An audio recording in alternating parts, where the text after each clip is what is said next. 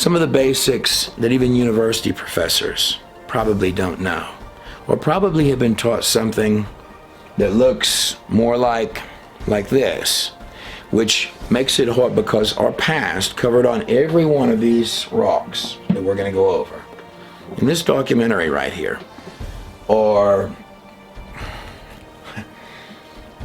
this is ridiculousness. And your past covered on all of these stones is far more interesting than to settle for any stuff like this. Here behind me on the screen, the blue arm coming through, that's a recreation. We found a lot of Lucy's at this point. These are ancient knuckle-walking primates. There's a Lucy right there on the screen.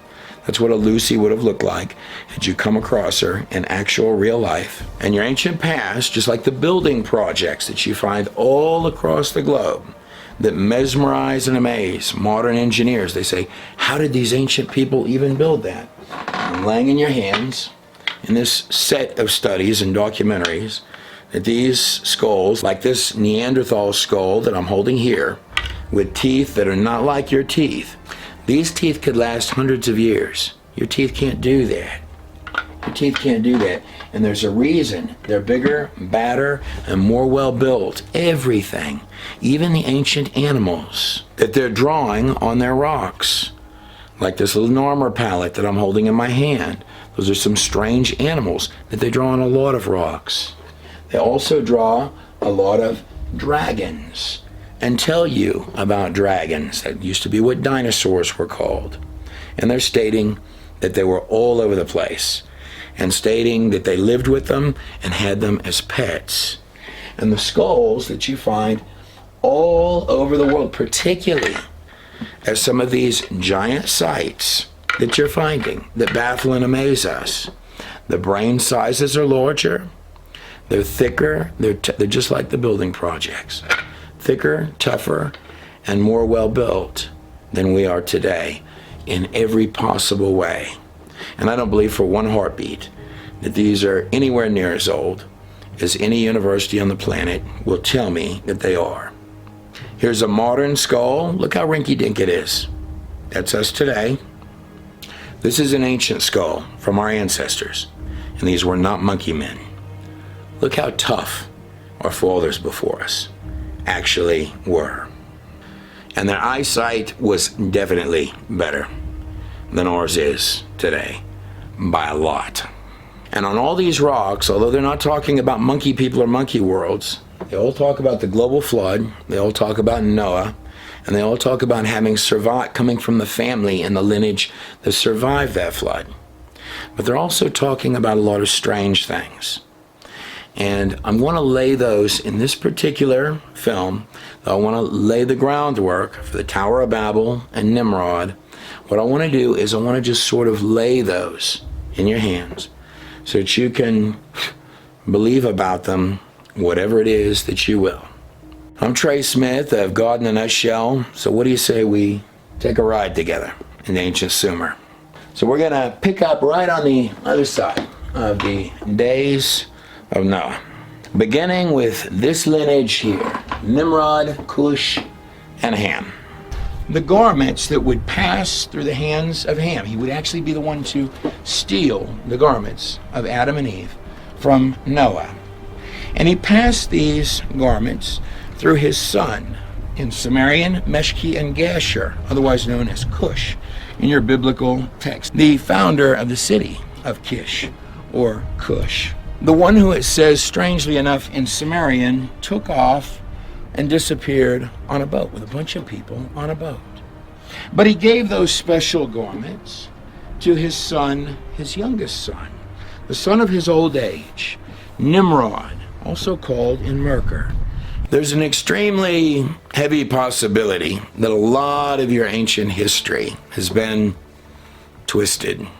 So we're going to take a touch of a journey into ancient Samaria. Over in the book of Yashar, it says that Cush, that's Ham's son, that Cush gave those garments to the son of his old age, the baby, the spoiled brat, Nimrod of the family. I, the radiant youth. Nimrod is far younger, obviously, than Noah. May I be embraced by you there. He's literally writing this to Noah. May I be embraced by you there. He wants to intimately embrace his sister, Inanna. He wants to embrace and be intimate with Inanna in the inner chamber of a temple that he would like Arata to help him build. That's what's literally being stated. Let Arata submit beneath the yoke of Uruk.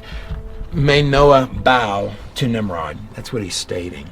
The stones that I'm reading this to you off of are called, they're little cuneiform stones, like this guy here. And this is called in Merkur and the Lord of Arata, is what these are. There are a bunch of these. And what's happening is that Nimrod, seen right here, Nimrod, the N means Lord, the Me means secret knowledge from the gods. The Mer, we're going to talk about this later, ties into where you get the concept of merman or mermaid, and the Kar at the bottom means hunter. Just like in Genesis 10 and verse 8, Cush was the father of Nimrod, who began to be a mighty one in the earth. That's Nimrod. He was a mighty one. He was a mighty hunter, he was a mighty hunter before the Lord, against the Lord. And his kingdom began in Babylon, Uruk, Akkad, in the land of Shinar, where he built Nineveh, Uruk, and right down here, Eridu, which is where the Tower of Babel was. And these little stone guys here, these are like ancient messages. In fact, he goes to great lengths to say that he's having messengers send these little stones all the way up through his kingdom, all the way up to the Lord of Arata, which is going to tie into the Ararat or the Urartu mountains, the two twin peaks, Little Ararat and higher Mount Ararat of the Urartu mountains. There's no one that Merkur wrote back and forth to with special messengers, whole caravans of special messengers to bring these stones back and forth. There's no one that he wrote to more than the Lord of Arata. He was heavily trying to get the attention of the Lord of Arata, which seems to be the same locations. He was taking things back and forth as was described in the Epic of Gilgamesh right there. But in Merkur, our mighty hunter, it's embedded right in his name on these stones. The mighty hunter against the Lord. He continues. And let the people of Arata, so all of the people living up in the mountains, with Noah, may they bring down for me the precious holy mountain sacred stones from their mountain to build a great shrine for me, Nimrod. He wants Noah to do this, to build him a shrine. Erect a great abode for me. Make the great abode the abode of the gods. Make me famous. What did they want at the Tower of Babel? Make our name great in all of the earth. This is literally on these ancient stones. Skipping from our Sumerian rocks over to Genesis 11:4, it reads, "Come, let us build ourselves a city with a tower that reaches into the heavens, so that we may make a name for ourselves. We may be famous." Notice that word famous. We want to be famous. Me.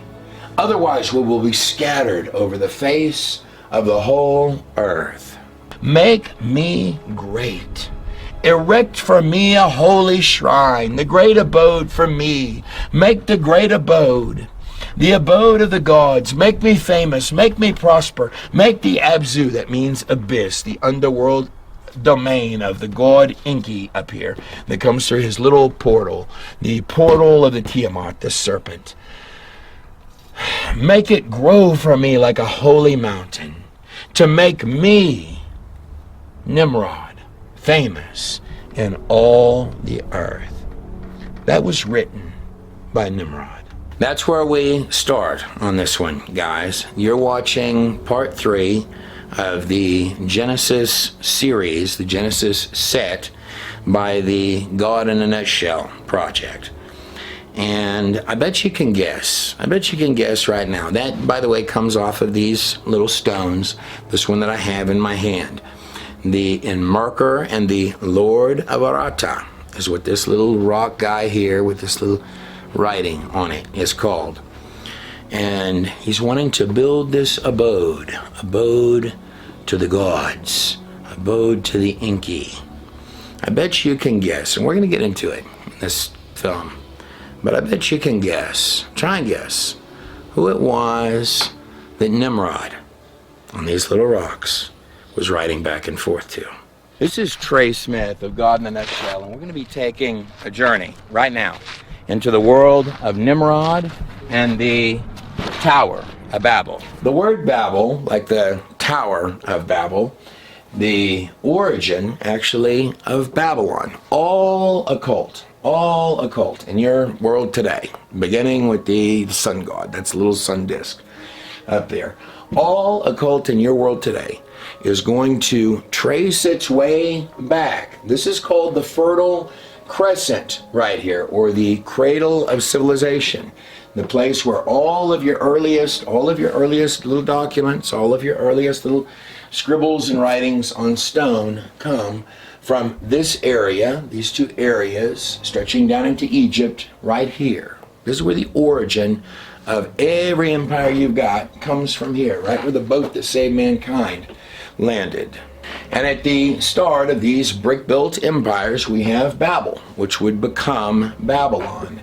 Now, if we look at Babel, Bab is going to mean gate, and El is going to mean God. So this is quite literally the gate of the god, or the gateway of the gods, is the tower they were building to make themselves famous. And Nimrod is synonymous to this day, at least in English, for idiot. These are the words of Jesus from Matthew 24. Always notice the numbers. It's a number of high authority. Beginning in verse 37, 3 and 777, the days of Noah. For as it was in the days of Noah, this is Jesus saying this, so also shall it be at the coming of the Son of Man. For in the days before the flood, they were eating and drinking and marrying and giving in marriage until the very day that Noah entered the ark, entered that boat right there, where the animals came, 2 by 2. Until the day that Noah entered the ark. And then they knew nothing about what would happen until the flood came and swept them all away. So the Aztecs of Mexico, the Sun Age lasted 676 years. And then a great flood killed everyone but Nota, notice the names, and his wife, Nina, who were told to stop making an alcoholic drink called pulque. They made a great boat out of cypress. As I flip the page, in the Mayans of Central America, after a flood, only 4 couples existed, but 3 of them repopulated the entire earth.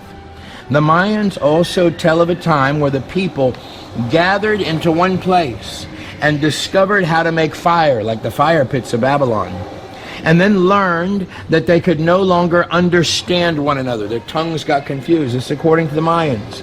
Interestingly enough, the wives were said to have been created while the men slept. This is in the Mayan legend. I want to give all glory, the Lord God on high, my Lord and Savior Jesus Christ, for this video that you're about to embark on and watch the journey we're about to take together. This particular film, the third of the God in a Nutshell Genesis studies, is titled Secrets of Sumerian Stones. So this is an ancient Sumerian tablet. This is called the Utu tablet, or the Shemesh tablet for the sun god there. So you have these 3 little figures with the water imagery underneath and the Shemesh. So here's that same little tablet guy, the Utu or Shemesh tablet. This is a pretty precious tablet to the ancient Sumerian world. Whatever the case, I want you to take it right at the start of this video. I want you to notice on this tablet, here's the Utu, or the sun god. Notice he's wearing a special garment. It's got these waters underneath all of them. Maybe those are the waters of the flood. And then here's these three characters here. And the last one, or perhaps the youngest one, also has on these special garments. So why don't you take a guess right at the start of this video what this tablet, just your best guess, what it might be representing. With these three characters and that youngest one with the special garment right there. And while you think about that right at the start of this video, and we begin in with these bloodlines, and of course we have Shem, Japheth, and of course the youngest Ham that stole the garments. We're going to be taking a ride through this lineage here and poking up to see what old Nimrod, or in Merkur, is writing on his ancient stones. Earth, what does it say right up here on these Sumerian stones? He was writing to Noah. He wants Noah to build him a great abode, a great city and tower, right on these stones. Make me famous, he says right on his own rocks. The correlations between what you find in the biblical account, specifically in this case the book of Genesis, and what you actually find on all those dusty old rocks out there in ancient Samaria, ancient Akkad, what would actually be ancient Assyria, is beyond stunning. Remember, he said, make me famous, make me famous. I want to build the big abode to the gods. Build for me, build for me. In Genesis 11:4, it states, come, let us build for ourselves a city. That's what Eridu was. They shopped for a city, a best place of land, with a tower that reaches to the heavens. That's what a ziggurat is, i.e. the ziggurat of Eridu, shaken to its base, so that we, Nimrod, when he says we, he really means me, me, me, me, me, so that we may make a name for ourselves. We may be famous. What did he keep stating on his stones? Had this been allowed to continue, had the Lord God not swept the floor out from underneath Nimrod's little feet, the world would have spiraled into a dark abyss from the very beginning following that flood that is unimaginable. May we be famous, just like he said on his stones. Otherwise, we will be scattered over the face of the whole earth. So you've got to figure that Noah, or whoever one might imagine that he was, dearly writing this kind of babbling nonsense to, was thinking to themselves, surely you can't be serious. In this documentary, we're going to be correlating a lot of the ancient tablets, ancient Sumerian tablets, with the actual biblical text. And even if one were to go a little this way or a little that way, guys, I think it's probably close. So on the Sumerian kings list, coming right after the flood, you start in with Utu. Utu, also called the Shemesh. This is the Shemesh tablet right here. The next down on the Sumerian kings list is going to be Meshki and Gasher. Now, this is the founder of the city of Kish, or Cush, who I believe is the actual biblical Cush, is who it is. Now, Cush's son, his son of his old age, the spoiled baby of the family, is going to be Nimrod, which is where we get in Merkur and the Lord of Arata, where he's riding back and forth up into the mountains. He's writing to someone, a blessed figure up in the mountains. It's the most writing he did to anybody, was to this Lord of Arata, that he viewed as a holy figure up in the mountains. And when you're looking at the biblical text, you're really looking at a tale of two cities, just like there were two trees, Babylon and Israel. Erect the great abode for me, make me prosper above the Abzu, grow for me like a holy mountain, make me, Nimrod, famous in all the earth. It's a Sumerian stone right there. the city of man and the city of God. Two different paths, just like these two lineages here, Shem and Ham. There are really three advances of darkness, is what a rabbi would state. Three advances of darkness. One, you have the fall of man, the entrance of the Nakash, the serpent. Number two, the events that transpired at Mount Hermon. And number three would be Nimrod's tower, right there at Babel, the holy abode of the gods. Build for me. Bring me a precious stone. You gotta be out of your mind, man. I think where we need to begin, even with Gilgamesh, where we need to begin is backwards to our Nakash, all the way back to the Garden of God, to our Nakash in the garden. And our two trees, the tree of eternal life, like a choice, two paths. Our tree of life and our tree of the knowledge of good and evil. This comes from Enoch 32, and Enoch, that would be, if authentic, which I believe it's a pre-flood text. Verse 3, and I came to the garden of righteousness, and afar off trees more numerous than these trees, and very great. Two trees there, very great and beautiful and glorious and magnificent, and the tree of knowledge, whose holy fruit they eat and know great wisdom. Now, if I look at ancient Assyrian reliefs, actually some of their most prized ancient Assyrian reliefs, in this case, from the actual city of Nimrod, what you're looking at here, you're looking at, these are called Apkelu. These are sages. These were actually Sumerian, Akkadian, Assyrian. These are sages, is what they are. They're witch doctors, is what they are. And just like we have the raven or falcon-headed Apkelu, the witch doctor in ancient Samaria, over here we have Horus, the falcon-headed child, just like Tammuz, and just like Lord Vishnu in the Ganesh right here. We have this trinity in ancient Egypt, Isis, who corresponds with Inanna or Ishtar, and the god Osiris, which kind of corresponds, these are actual people, kind of corresponds with the same model as Nimrod. Osiris is the son of Anam. These were actual people. These aren't just mythological characters. They're based on actual people. We'll find that as we get to the Exodus. And the child offspring, the part man, part bird, Horus. And here behind me, this is off the walls of the Karnak temple. This is the god of wisdom, Thoth, standing right here. We've got tree of wisdom, or a tree, Egyptian tree of life.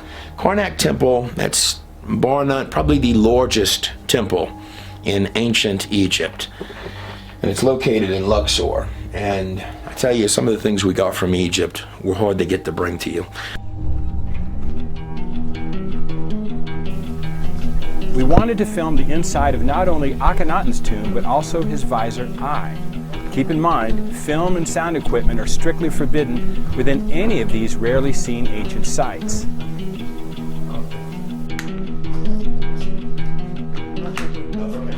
So we met with some men and made an arrangement. They would unlock the tombs of both kings and allow us to film inside. But in the interest of safety, they would use their own warm and fuzzy guides to take us there.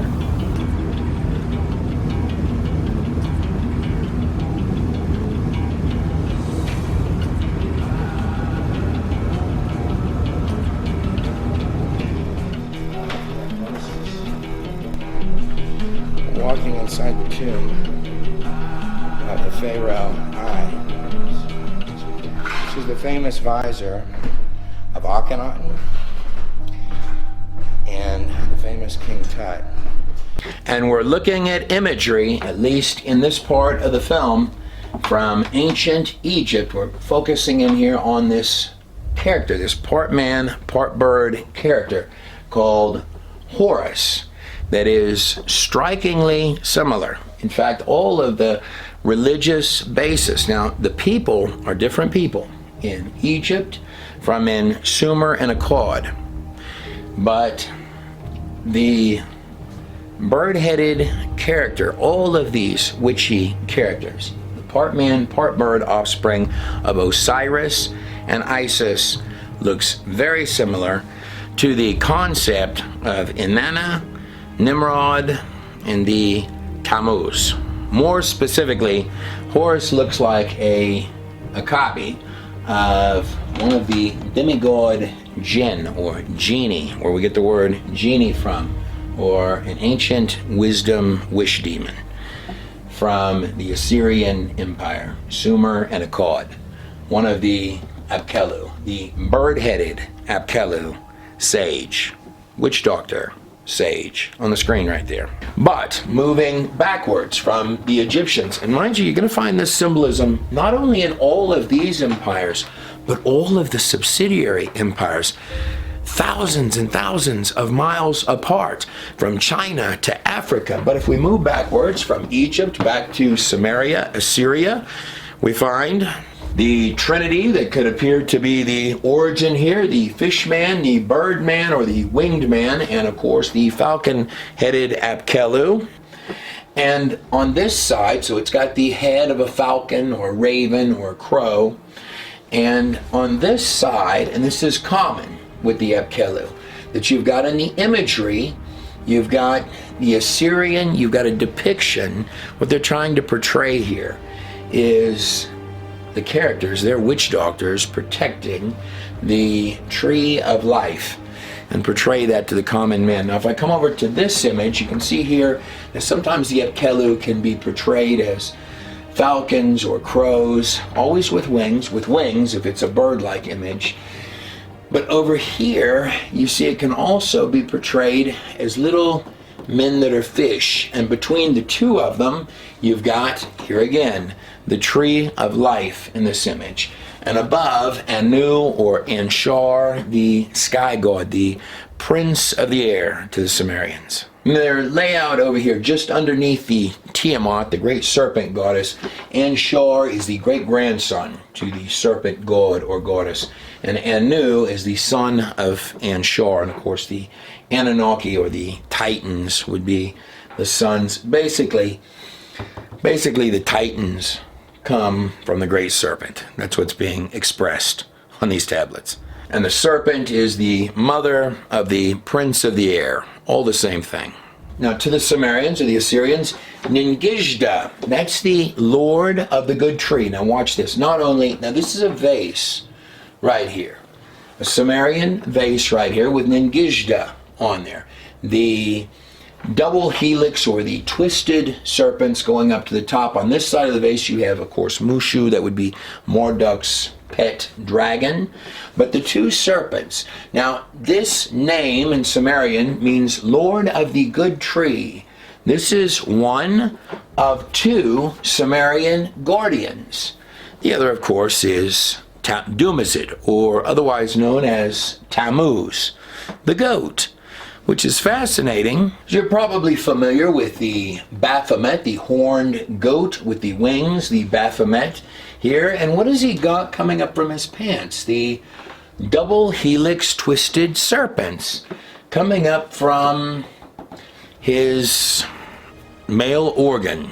And of course, the creation god, or one of them for ancient Egypt, a bunch of serpents on top of his head.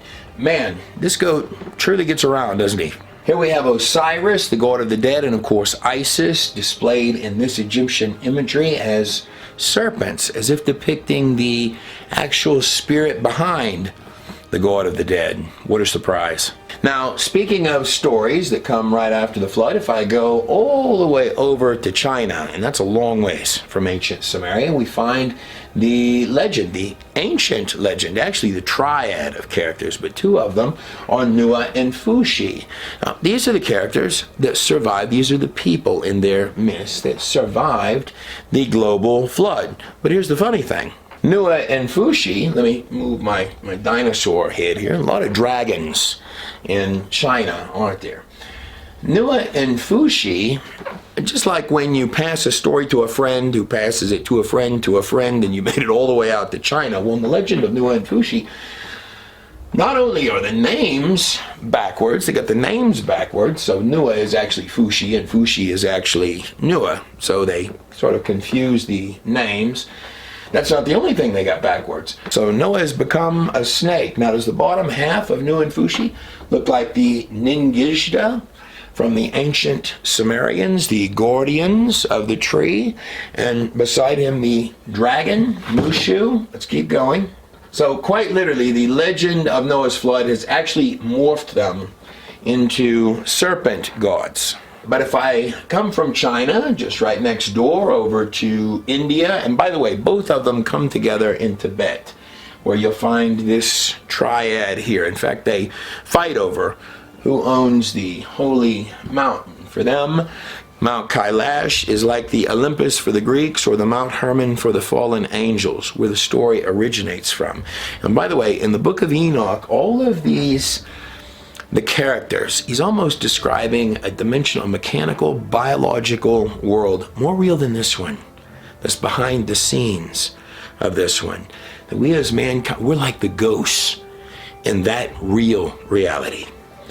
Coming over here to India, here's Vishnu in his fish form. Now, here is Lord Garuda. Now that's Vishnu's bird. Vishnu's mythical, magical bird. And apparently outfits were worn for this bird.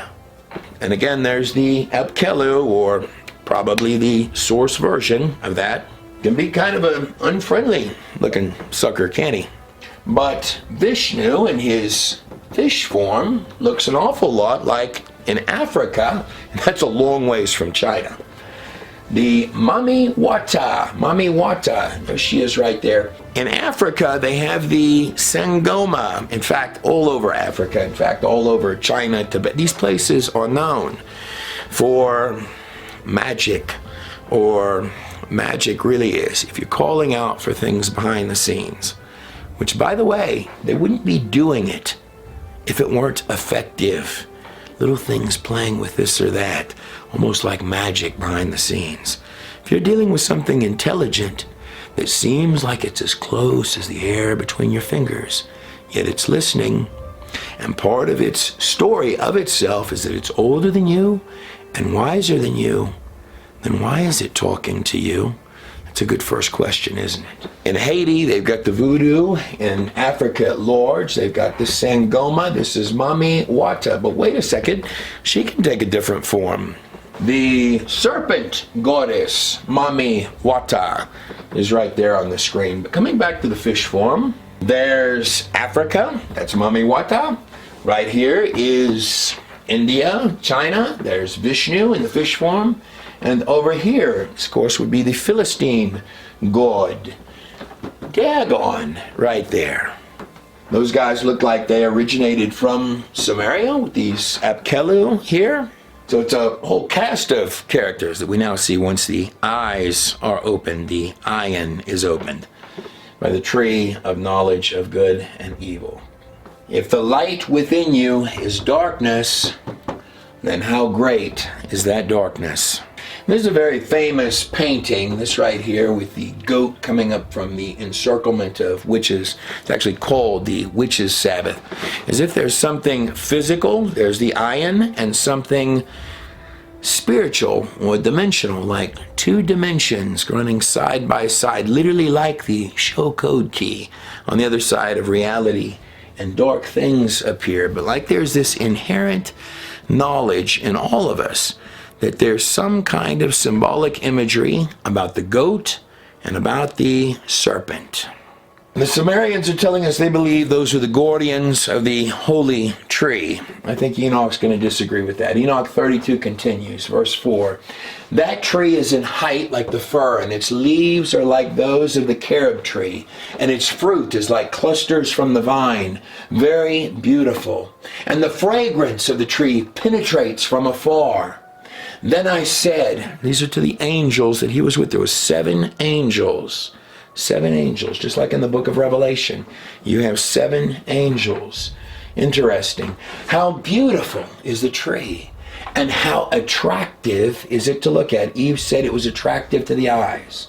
Then Raphael, the holy angel who was with me, answered and said, this is the tree of wisdom, of which thy father, old in years, and thy aged mother, who were before thee, have eaten.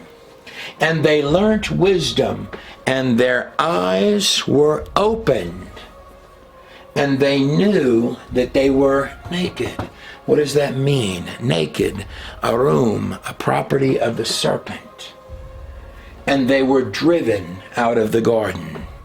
So the Ningishta, the Lord of the good tree, along with Tammuz, claim that they are the Sumerian guardians. Well, that's interesting, because speaking of things coming a long way from dusty old sets of Sumerian stones, isn't that the Baphomet or Tammuz right there? Boy, he's made it all the way to this modern age. In fact, there are outcries to put him in front of courthouses. And looky what he's got. We've gone from Bel to, well, are these little children at the side? They're looking up, no less, to the goat, the bringer of wisdom, assuredly. And what is this right here between his legs? Is that the same serpents that I saw all the way back on some of the earliest Sumerian inscriptions, along with Marduk's pet dragon? Is it strange to you that characters fundamentally coming off of ancient sets of stones are thought about to get put in front of your courthouses right now today? Well, whatever the case, boy, Pan has sure wiggled his happy little way through all of these sets of empires.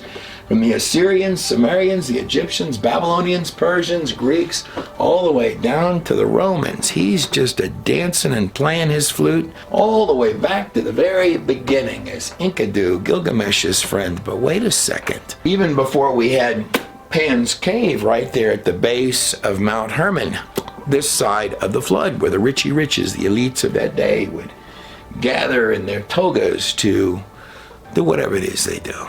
Well, back on the other side of that flood, in Enoch, it reads this. Enoch 9, beginning in verse 6. I always notice the numbers. Azazel. Now, Azazel is the goat, the scapegoat, right? Thou seest what Azazel hath done, who hath taught all unrighteousness on earth, and revealed the eternal secrets which were preserved in heaven, which men were striving to learn. And Simyaza, to whom thou hast given authority to bear rule over his associates. These are the angels that made entrance at Mount Hermon, where they're worshiping Pan. And they have gone to the daughters of men upon the earth, and they have slept with the women, and they have defiled themselves. This is the angels it's talking about. And revealed to them all kinds of sins. And the women have borne giants. These are the Nephilim. The Nephilim, and they weren't just giants, it's all sorts of weird things. And they have borne giants, and the whole earth has thereby been filled with blood and unrighteousness. And now, behold, the souls of those who have died, and are crying and making their suit, the sons of men that are crying, and making their suit to the gates of heaven, and their lamentations have ascended, and cannot cease, because of the lawless deeds which are wrought upon the earth. Chapter 10, verse 8, and the whole earth has been corrupted through the works that were taught by Azazel. So what is this we're walking into? What we look right now? Yes.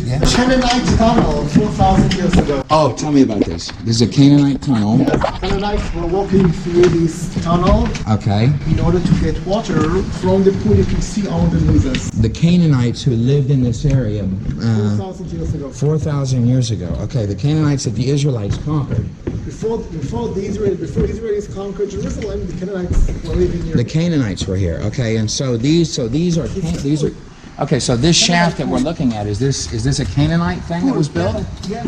This is a Canaanite pool. Okay. Now, the character of the Baphomet, or the goat, representing some kind of a large-scale spiritual character, a fallen angel, behind the scenes, worshipped in different forms. Like here you have a recreation of Moloch that was actually done for a film in 1914. But Moloch is, of course, the goat or the cow or the bull headed. The smoke would come from the stomach, and they would come and literally sacrifice. So this entity behind the scenes, represented by these idols, would want you to come and sacrifice your children. Baal worship or Moloch worship is going to tie all the way forward to what the Israelites, when Moses was gone for too long at the base of Mount Sinai, they were waiting for him and they thought, he's taken off on us, that they were going to run back to the Egyptian practices. And they made a golden cow, and this angered God greatly. The golden cow is a throwback to the gods of the Egyptians, like the god Hathor. So this Narmer tablet that I'm holding in my hand, this is a recreation of one of the first kings or first pharaohs of all Egypt. And you can see prominently at the top of the palette, you have the god Hathor, this horned god with the little horns, just like Tammuz, or the goat, or Dumazid, or Pan has little horns on top of his head. That's Hathor, which is what they were following here at the base of Mount Sinai, making their golden cow, their golden Hathor, in the month of Tammuz. Now, through the sons of Noah, so you have three sons, you have Shem, Japheth, and the youngest one was Ham. Now, when Noah issued the blessings and the cursings, and by the way, it's not common to issue cursings of any of the sons, but whatever had happened had Noah so angry at Ham, something to do with nakedness inside the tent, and Ham kept coming in and out, and some tie-in with Canaan, with his son Canaan. Ham had 4 sons, one of them was Canaan, that Noah actually placed a curse. He said, "Cursed be Canaan." Cursed be Canaan is where he placed the curse. Now, of the sons of Ham, so through Cush, you would get Nimrod, who would run the empire. Then you have Egypt, or Egyptus, or Mizraim, which is going to be the name in your Bible for Egypt. That's where you get the name Egypt. The country of Egypt is through that son. Then you would have Put. Then you would have Canaan, and through Canaan you had lots of weird stuff, including the Baal worship and heavy child sacrifice. In fact, there may have been very strange, even physical things, which we're going to look at, surrounding this child Canaan. Canaan had 11 sons, which is already, the numerics are always something to keep your eyes on. God uses numbers a lot. But he had 11 sons, and through there you get King Og, the base of whose empire was at the mouth of Mount Hermon. In fact, King Og was buried in a black stone that many believe fell from the sky. And what all of these documents are telling you, particularly the pagan documents, whether I'm dealing with Gilgamesh or I'm dealing with Enmerkar, who is Nimrod, ancient Nimrod on his stones, Gilgamesh, who appears to have been, according to his own rock, on the Epic of Gilgamesh, he begins by stating he's the son of Lugalbanda, who was Nimrod's second in command. Now, in Gilgamesh's case, that his rocks read like a spoiled brat. They read like the very spoiled rich kid son of the kings of Babylon. And that would make sense because on his rock he's stating that his father is Lugalbanda, who would be eventually become a king, but would be the second down under Nimrod or under Enmerkar. He also, however, records on the Sumerian kings list, when it talks about Gilgamesh, it says that Gilgamesh, whose father is the unseen one, Gilgamesh is always recorded to us as being a giant. He holds a lion like it's a kitty cat. But as if on all of these rocks, particularly at that time, there was a real big deal to try and do these summonsings to the horned goat, do an invocation, and therefore somehow or another, however you might imagine that, to birth these children, or at least claim to. Gilgamesh says what he says. Gilgamesh, whose father is the unseen one, the dark unseen one. These are all dark practices that we're doing and reading about on these sets of rocks. He was a playboyish kid king, and that's the way that the document reads. Well, his best friend would be Enkidu, which is the goat man. He's often doing intimate things with animals, particularly goats, even on statues and such. Now the name Enkidu, it begins with Enki. Enki, who comes from the dimensional portal. That's what the tower they were building was about, was the worship of the Enki. He comes from the abyss, the abuso, the underworld is where he comes from. Enkidu means Enki created. So they're literally discussing, no matter how you view it, they're literally discussing on these rocks a physical character birthed from a dimensional character, creature, that comes from the abyss, the underworld, the Enki, made Enkidu, or Tammuz, the goat. This could also take the shape of Baal, or Baal, which means Lord. And of course, Pan with his flute. We all know the Pied Piper's story, where he's going to lead the children in and drown them, is actually the kind of a twisted children's story there. But they're lured in through the musical abilities of Pan, or the Pied Piper. And these practices, and what I'd really like to sort of begin in with, don't actually start with Nimrod. They're inherited by Nimrod, just as they're inherited by Gilgamesh. They believe all of this occult stuff. Nimrod, when he's writing back and forth, all of this occult stuff is the best thing since sliced bread. He doesn't believe there's anything wrong with it. Let me couch that a different way. He does know. There's no one writes as arrogantly as what's on these rocks. It's almost as if Merkur or Nimrod is working really hard to overcompensate. I'm the big shot, you know who I am, kind of a thing on these stones.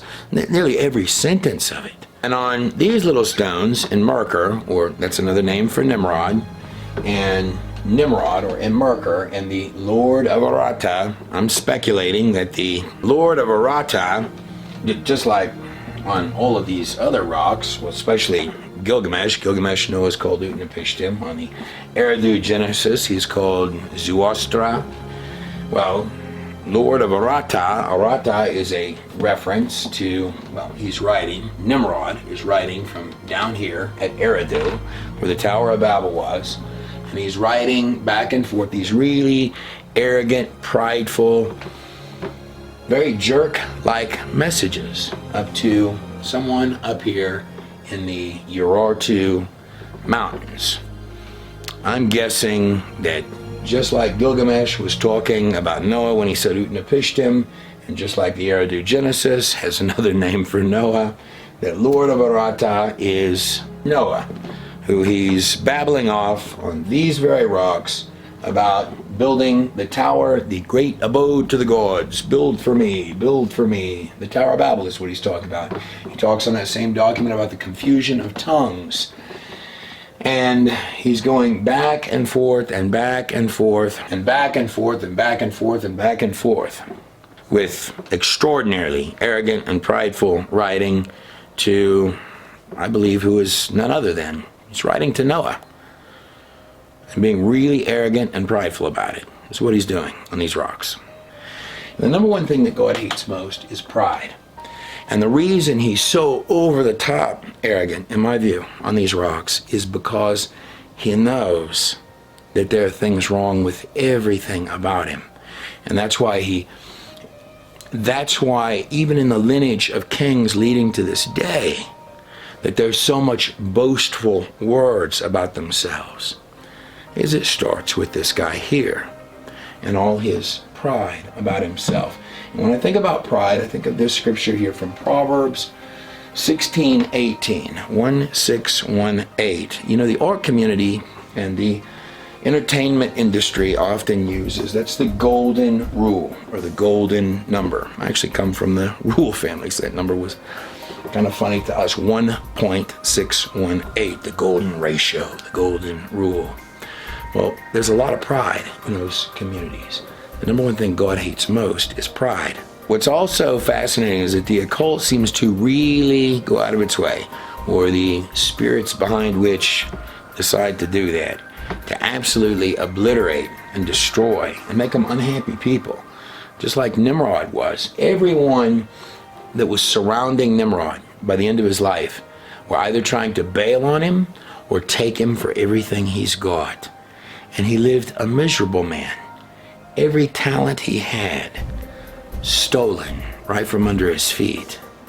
And even though he lived an extraordinarily, the wealthiest life you could have at that time, probably what you and I could only dream, that world is probably far different than what we might imagine in our mind. But even today, speaking of the golden ratio or the golden number, one of these numbers that artists seem to like a lot, it's like the occult likes to just tear the soul out of those people, the same way it did. It did to ancient Nimrod, and take them for every last thing they've got, even the little God-given talent that they had. Speaking of the number 1618, my uncle, one of my uncles, named Stan Rule, he put together these children's books, which seem to be doing well, actually in a lot of Christian schools and Catholic schools, but they're called Pansy and the Promise. And Pansy was my great-grandmother, and Pansy Rule, Pansy and the Promise. And I'm going to put a link for his books in the bottom of these. I got to reading one of these while I was on a trip, and some of the kids did too that were around me, and they all just, I can see why they've been doing well in some of these schools. But in a time period where there's maybe a lot of fights against integrity in all ways, but even in the teaching of children, Pansy had said some things. She lived until just a little after I was born, and told my mother some things, and that's why I was interested to read this set of books, and they're all illustrated. They have little cartoons in them. And I was like, wow, I was brought to tears by these books. But I think your kids will love them. You might even love them. So it's Pansy and the Promise. I'll put the link below. And thank you for taking a second to listen to this. By the way, the videos and the continuation of what you're watching, like the full-length Tower of Babel, which is, by the way, maybe a little grittier in this particular film that you're watching, but it's also a lot more of a roller coaster and a thrill ride. If you like this one, you're definitely gonna love that one. But they don't have any ads in it, like you might find Facebook ads or YouTube ads or Google ads or whatever kind of ads, or even ads for Pansy and the Promise. You're not gonna find those in the documentaries over on God in a Nutshell. So, and I put together a full-length Tower of Babel, which I think is kind of important. In these hours where you're hearing a lot of talk about secret societies and people that want to take over the world and all these kind of things and plots behind the scene, a lot of this stuff does sound like things that you're watching in your news, right? For example, in Revelation 9, where you have the smoke from the pit and the sun is darkened, and you have these biological creatures that come out of the pit, or maybe they're military things. I don't know. We're on the road to find out. But in the hours where everybody is getting marked like cattle, you get called cattle a lot. The mark of the beast, the 666. Of course, the 6 is the Vav, the symbol of the Vav. And the Vav is the It's the sixth letter of the Hebrew alphabet. The rabbis believe that the number 6 is the only letter which connects heaven to earth. And actually, when it's in the first place it's used in the Torah, in the book of Genesis, is on the 6th word. So when it says, in the beginning, God created the heavens, Vav, and the earth. So it's actually the letter that starts the word that's connecting heaven and earth. And it is the 6th word that starts the Torah. And it's also the 22nd letter starting the Torah in the book of Genesis. And there are 22 letters in the Hebrew alphabet, the 6. It's a duality. And 666 would be the ultimate trifecta. So when you talk about doctrines of devils, you're really talking about doctrines of man. And when you talk about the Tower of Babel and the big iron, which they all seem to really like, and these sort of quiet outfits, and all the 333s everywhere, or I guess it's just 3 and 3, which would be 6. And the 6s all over the place. And the iron that's peeking through from atop the first tower. So you would expect to be recreating another tower. Now, if I were looking at models of things, I'm just going to throw this out there very respectfully, don't come kill me. If I were looking at models of things, and men trying to build towers with eyes on top. By the way, that eye is meant to take its rise again in the end, but probably, not like a lot of people think. But like might be in this video back here. If I were looking at models of things, you'd have a lot of men make us powerful, make us rich, make us famous. Do as thou will. In our groups behind the scenes, building our towers that we may shake our fists at God. What my immediate thought would be is the same that you see in this story here, where God, having authored the book of Revelation, or the book of the revealing of the king, is going to say to those men, don't you tell me what my plans are. You may have all your golden cows down there at the base, doing all the little pagan whatever. I'm telling you what I keep thinking and hearing about this time period.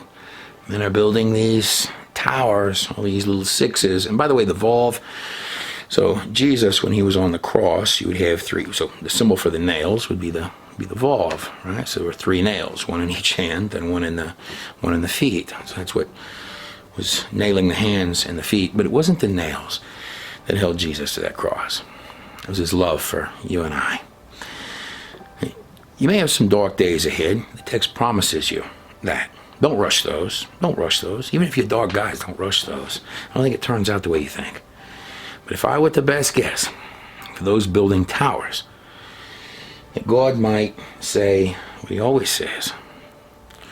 Don't tell me what my plans are. And that the crumbling of the tower, right, if that's the model of some of these behind-the-scenes societies, which those are their claims, not mine, then one would expect that just a pinch before it looks like everything is in the palm of their hands, it slips right through the fingertips and the floor comes out from underneath the feet, the tower falls. And even the tongues are split up. And even worse than all this, the wealth of the wicked is somehow slipped over to the hands of the righteous by God himself. Because that would be the model of the Tower of Babel. Allow me to make that presentation to you over on God in the Nutshell. You're going to absolutely, even if you're on the other side, man, you're going to want to watch that one. It's an incredible film. But one more thing on the Tower of Babel. If you're looking forward to a financial system that would emerge that would require marking everyone so they couldn't buy or sell without the mark of the beast. So they're all marked like cattle in this system. Maybe it's a little triangle with an eye in it or whatever that mark may be. The concept behind it, well, the mark, the 666, or the beast, or the man, doctrines of men are the same as doctrines of devils. Well, you would really expect to find that 666, because looking back at the Tower of Babel time period, well, one could make an excellent case that the ancient Sumerians, certainly at the time of the Tower of Babel, and following, where a lot of dark things would follow, the Tower of Babel. So you had a lot of men that thought, we're powerful, we're rich, we're going to be, and the tower would fall from under their feet. God would actually prosper the righteous, and it would be through the mechanism of that you would have some of your real dark systems emerge. So that would be the model that I would be anticipating finding going towards your end times. Plus, it reads a little off. If you look at their documentation, I don't know. God just doesn't like it when you tell him what to do, which is what all of these stones do and what they did at the Tower of Babel. But 666, well, look at this, George. During the time of the Sumerians and the Tower of Babel, you can make a very strong case that they were using a sexagesimal system. What this means is that they had a lot of sixes, a lot of 60s, and a lot of 600s, or 666. In other words, you were buying and selling, in all accounts, in their system, with 666. And I just would like to bring this to your attention, no matter who you are that's watching this video.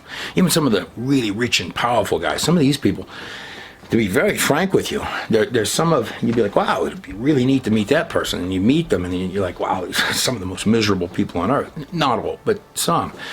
Almost as if the more power that they have, you just inherited another empire. It's just, there's nothing that doesn't upset them. In fact, the more that they have, the more upset that they seem. Guys, please. I would ask anybody, just return to the basics of all of it. And this is what my mother would tell me. Men run to the end times, and those are fun. These documentaries, you're going to go through Nimrod. Oh, he's totally mad. The more powerful he becomes, the more mad he is about everything. And this is why the floor crumbles from under him. And he's always telling God how God's going to run his show. And in fact, Nimrod believed he was living in those end times. He was trying to build those end times at that time. So men have been trying to do this since the very beginning. And I will not argue with any of you. You're getting close. But at the end, see, from the beginning of the book, God has been talking about his harvest. It's not the devil's story. It's simply not. He's a part of that story. The fruits of the Spirit. In fact, my mother would always tell me, God's harvest. Galatians, Ephesians, Philippians, and Colossians. If you read any books in the Bible today, if you've never read the Bible before, remember them like this. Galatians, Ephesians, Philippians, Colossians. General Electric Phone Company. These are love chapters, love books. The joy of the Lord. The joy of the Lord. You want to know what will hold off the Antichrist? To have joy of the Lord. You know what will hold off those systems? Do you know what made the walls of Jericho crumble? The walls, they thought it was impenetrable. And then they were terrified of those people because God acted. It's the joy of the Lord. It's the fruits of the Spirit. Fruits of the Spirit. Right? And these are all above natural. They're above the checkerboard floor, the white and the black. Right? Because nature, right? There's a big praise of nature in these hours. Big praise of nature because nature is brutal. It does whatever it wants. It's a fallen nature. It just eats whatever it needs, whenever it wants, fills its gut, fills its belly. It doesn't love its neighbors itself. It doesn't. So maybe it's as kind as it is brutal. Whatever path will get it quickest to its end. The fruits of the Spirit are above that. They're stating to love your neighbor as yourself. The fruits of the Spirit. And by the way, you have plenty of time. Even dark guys, you got plenty of time to be angry later. You can. That's easy. To be above the natural. To be a higher level of the natural. It has these aspects. In 22. 5:22. Just like there are 22 letters to the Hebrew alphabet. Fruits of the Spirit. Love, joy, peace, forbearance, kindness, goodness, faithfulness, gentleness, and self-control. Against such things there is no law. All these men with all this power, yet they have not the power to have mercy, like God has had mercy on all of us, and especially many of them. And if a man has lots of power, and mercy, by the way, is undeserved kindness. But if a man has lots of power, but he does not have the power to have mercy, then what power did he ever have? The fruits of the Spirit. My mother would always say, keep your eyes on the harvest. And don't keep your eyes on the dark people. They'll pull you in to their world. They'll entrap you in their world. There are good days ahead for all of you. Well, maybe not all of you, but many of you. If you're following this, if you have the joy of the Spirit, the joy of the Lord in your spirit, you've always, even when the world burns to the right and to the left, you will walk straight through it, singing. Get a copy of Pansy and the Promise, even if you're an occultist or an atheist. Go get a copy. Pansy and the Promise, I'll put a link in the bottom by my uncle, Stan Rule. But more than that, make absolutely certain that you get a copy of my books. If you get them from Amazon or Barnes & Noble, make sure you do a review of these books.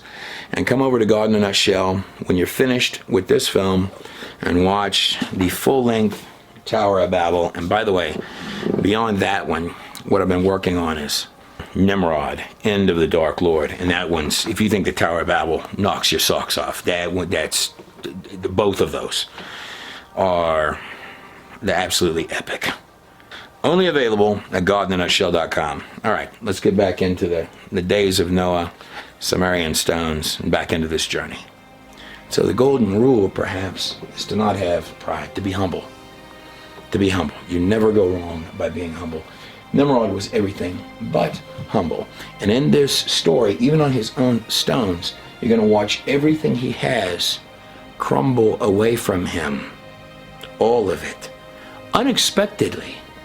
Pride goeth before destruction. That's Proverbs 16:18. And haughtiness before the fall. So this was constructed by the Canaanites prior to the conquering by the Israelites. And then later this is the same area where Hezekiah's tunnel would be put in. And darkness likes to burrow and tunnel underneath of stuff and come up and grab from underneath. All of these behind me on the screen, literally all over underneath Jerusalem, are many, many, many Canaanite tunnels, like what's on the screen behind me, and they're giant. And in fact, you'll find the practice of tunneling down under the ground to do the sacrifice, the torture, whatever they're going to do to children in the ancient world. And you see how pitch black it gets, like you went in some tunnels you weren't supposed to go in underneath Jerusalem, but they're just all over the place. And they're giant, just like the giant Goliath, who I am assuming came from those same very families. That's that direction. And if I move the camera over this way, you can kind of see, but I want you to be able to watch as I walk through. This tunnel is at least 4,000 years old. This is a Canaanite tunnel, and some of the Canaanites were not fully human, if we believe our Bible. Goliath probably wasn't. He was a giant. And I'm walking through one of their passageways under what would later become ancient Israel. They have burrowed their way through. They're like worms. There's something about the underground of the earth. There's something about putting Jesus in prison underneath the earth, putting him in a tomb that's inside, and he would emerge from the earth. Sort of represents a death. We went from death to life. And there's something about death or the underneath of the earth that pagan things are really drawn to. They like caves and dragons. I like caves too, but there's a lot of cave work here. But they had burrowed their way like insects underneath the ancient city of Jerusalem, where Melchizedek, prior to there being a Jerusalem, was here on top of where we're walking through now. But this curse was put, right in Genesis 9, this curse was put, cursed be Canaan, a servant of servants shall ye be unto your brothers. And Canaan it's a split off from Ham. So Ham had a variety of children, and one lineage coming through Cush would lead to Nimrod, and you have Egypt, and you have Put, but you also have Canaan that would come from Ham. And by the way, any of these boys could just spiritually come back to the Lord. I mean, God even died. Jesus gave his life even for the Nimrods among us, if we'll humble ourselves. But in this lineage here, there's something spiritually that Nimrod knew, even with the entire empire that he owns, somewhere deep inside his heart, he knew that everything he did was Nimrodish. And he wasn't spiritually, he knew he was off. And so he would blast from his rocks how wonderful that he was. He would claim he was way up here, when the truth is, even with all of his empires and his grandness, he was underneath. He was the guy in the tunnel, underneath the mud. And the reason that is, or the reason I believe that is because this is what he was taught by his fathers, by Cush, and more specifically, coming through, there was something, why did Noah put the curse on Canaan, a name which means to humiliate? It's tall on the ceilings. See, look how tall the ceilings. The ceilings get really tall in this place. So, I'm headed through this Canaanite tunnel, and this is a mighty. I mean, can you imagine how long I've probably been? Well, I'm looking at the camera now, so I've been walking through this for about 10 minutes by myself in a cave underneath Israel. But Ham is the father also of Canaan. And through Canaan, we find absolutely no shortage of Baal worship. In fact, their god is often depicted with even their outfits when they went into war would be depicted with like the Vikings type horns, the Canaanites. And I find it interesting that the first land they felt compelled to go settle was exactly the same area that God would call the Promised Land, where he would lead the Hebrews. Canaan had 11 sons. 11 sons. What a fascinating number. 11 is the Qaf. It represents an open hand. It can also mean good or it can mean evil. Through those 11 sons, you would have a lineage that would lead to people such as King Og, the giant, the last of the Rephaim. King Og, his bed was 6 feet wide by 13 feet long. And King Og would take possession with the Canaanites. All of the tribes of the Canaanites had unusual properties, these 11 sons. For example, one of the 11 sons is going to be the one that leads to the Hivites. And that name means wicked, wickedness. Cavemen, their ancestor was Seer, meaning hairy goat demon tempest. Something very strange, no matter how you cut it, happened through this lineage right here. If we rewind back up through Og, back up through the 11 sons, and back up to Canaan, who Noah actually put the curse, cursed be Canaan. Coming to Numbers 13, verse 33, you gotta love that number. There we saw the giants. Now these are the sons coming through the lineage of Canaan who are worshiping Moloch and Baal and the whole gamut of it. There we also saw the giants. That can also be translated the Nephilim, the fallen ones. Any of those will work. Here's the part I want to get to. The sons of Anak. Who is this Anak character? We're going to be seeing some more of him, I think. And we were like grasshoppers before them. Cavemen of the seer, the hairy goat demon, you say. So a lineage of at least one, possibly more, trolls that you can't even trust with a goat. Here behind me on the screen, here's another depiction of this character that's being highly honored. Gilgamesh's friend. This is another depiction of Enkidu or Dumazid or Tammuz. You could use either of those names. Here's an image of him on the screen right here from Ur, Iraq. By the way, Ur is where it's commonly believed that Abraham was born. And it's commonly drawn out in this modern age as if that's a triad. So you'd have Nimrod, you would have Inanna, the moon goddess, and you would have Tammuz, just like you would similarly have Horus, that's Osiris, the god of the dead for the Egyptians, and Isis, the moon goddess for the Egyptians over here, these trinities. Now, I'm not solidly convinced that Tammuz, the goat, was actually the son of Nimrod, or in fact, it's stating it's not. Somehow he was born from some kind of supernatural occult practice, which one could only imagine, wherein the Inanna was impregnated by the god Enki. But whatever the case, this thing was reared and behaved like a respected member of the family of Nimrod. So I humbly lay all of that in your hands. I can't tell you exactly what they were doing, but I can tell you what they claim they were doing. Again, this image behind me, this is a painting called The Witch's Sabbath. The truth is, this is going on all throughout history. What they're screaming on those stones, particularly about Tammuz and Enkidu, the goat, is that this was someone that actually lived. That Inanna was impregnated by some kind of a ritual. In fact, this is the origin of your sex magic party rituals. And Gilgamesh would claim similarly. He was the best friend, if you will, of Tammuz.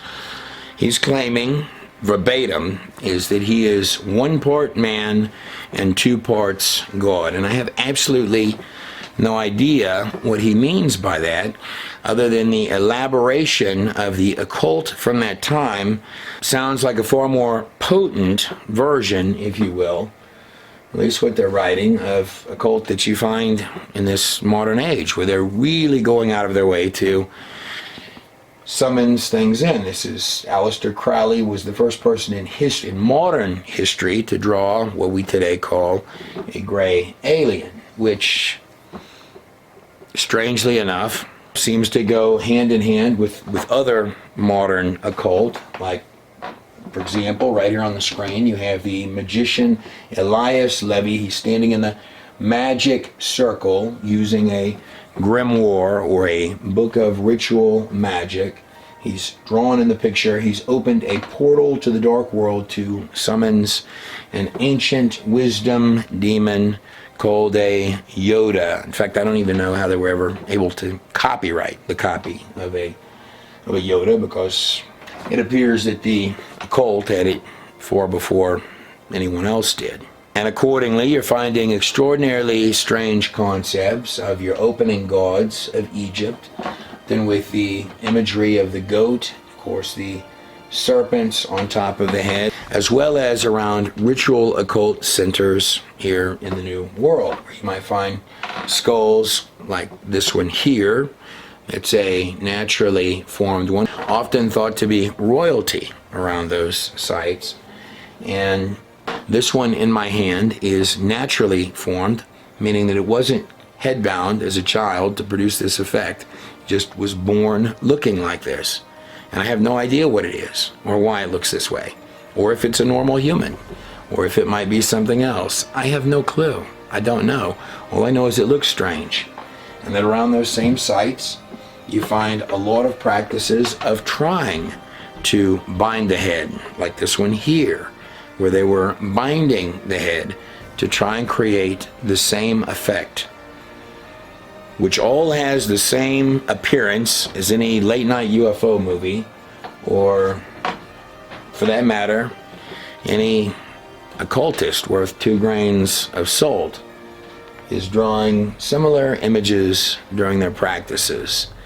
And I'm arguing to you that things that look like this probably not only aren't new, but were known all the way back and worshipped at those majestic temples. We really also have no idea how strong the genetics were, particularly directly following that flood, but we have some good records both on bone and also on stone of how power-packed those genetics were. And the biblical record would tend to tell us directly exactly the way that many of the skulls from that time look. That many of these people not only had stronger genetics, and that could have a lot of implications, but they could live for hundreds of years. And with regards to that part of it, the long lifespan part of it, which, by the way, is covered on not just your biblical text, but all of these records are giving you enormous lifespans, that they believed that the people coming right after that flood lived for enormous amounts of time. I believe that there's sound reason within the bone structures to believe that. And a part of that has to do with the bone growth on the front of the face. You can see how the bones in your head, actually in your entire body, continue to grow for your entire life. Your hat is not good. Your hat that fits at the age of 20 is probably not going to fit at the age of 65. And what you're looking at here is enormous bone growth. You can see the brow ridge growth on these Neanderthal skulls is... Take a look at it yourself. I sincerely believe, what I believe the strongest, is that there should be more research on all of that, but most especially on the ancient skeletons and the lifespans of the ancient skeletons. Now, with all of their witch doctors, even at the base of Mount Hermon, where they also, right side the mouth of that cave, the mouth of the devil, Pan's Cave, they had an altar in there for human sacrifice. Where didn't they have an altar for human sacrifice? But speaking of ancient Canaanites and sites that have a supernatural flair to them, in fact, sites where it's actually recorded in your biblical text that angels, that something from another dimension, poof, stepped through and came into, in that instance, save Lot. But sites that have a supernatural flair to them, well, the site of Sodom and Gomorrah, if we're talking about angels and things that step through from some other realm that we don't understand, the site of Sodom and Gomorrah would certainly fit that bill. And in fact, the physical effects of Sodom and Gomorrah would fit that bill. Bottom line is, God made sure these were encapsulated in shells that you don't find anywhere else, with sulfur that you don't find anywhere else, because he wanted the cities to become like this, which you don't find anywhere else. And he turned them into ash, which lasts the ages, like this, which you don't find anywhere else. The only way you get that ash is if you burn limestone. And these behind me, what I'm throwing that ash on, and what Lance was about to pick at, here's a sulfur ball. So I'm walking you over to another sulfur ball that Lance found. Look right here, this wall. So here's what a sulfur pellet from God looks like, right here. Look at how these things, they literally, they shotgun into the rock like that. These are like bullets. These are like bullets that are just in the that are just in the wall. Okay, tell me about these sulfur balls. Oh, look at this thing. Look at the size of that chunk. Show him that chunk of line. Now that's a piece of Sodom and Gomorrah. You're not going to find that anywhere else. And if you act now, we'll throw in more of it. There's a whole ball in there, but you. Plus a Dead Sea steak knife. There is a very heavy spirit, and it's behind all of this kind of stuff. I don't care what anybody says. These skulls here that come out of Peru are major megalithic temples. Modern engineers can't even figure out how the temples were built. They're doing human sacrifice. That's what they wanted you to do. Come and bring your babies. And you're finding things that look weird. And I don't know how I have no idea how they got that way or why, only that they look weird. And that's what the texts are telling you, that there were strange things going on in the past, and that they were trying to copy practices from the pre-flood world that had come over in the dark heart, probably of Ham. And the spirit behind it is a spirit still in existence today. Still in existence today. And I'm going to read you from Yashar 4, because so it was in the days of Noah, so also shall it be in the day of the coming of the Son of Man. So what was it like in the days of Noah before the flood? Well, in Yashar 4 it states this: and every man made unto himself a god, an American idol. He was his own god, his own idol. And they robbed and they plundered every man his neighbor and even his relative.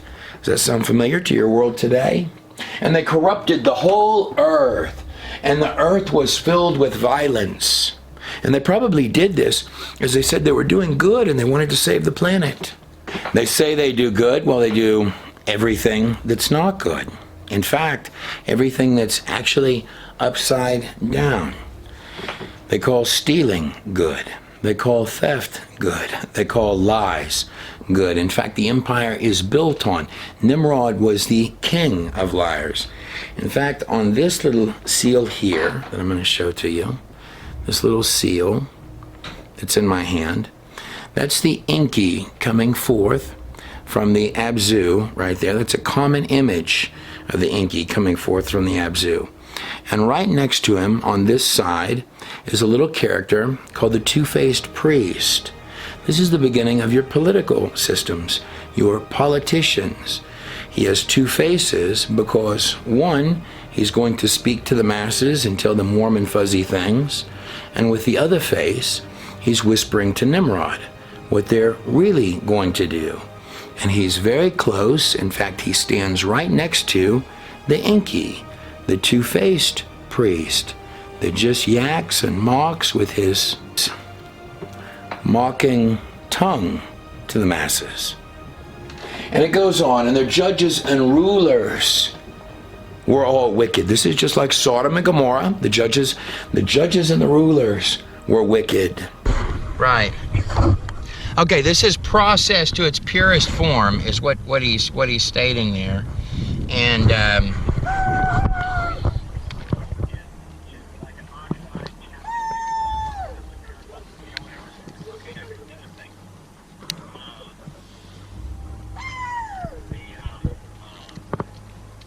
you can see how it just spreads. I've got one burning right now. It turns red, and then it goes black. I mean, it's a really, really quick. You can see, I mean, you know, to imagine the whole city looked like that. Just blood red, then it turns to black. Then it's really going like it's trying to eat the rock alive. I mean, it's just a dirty, yeah.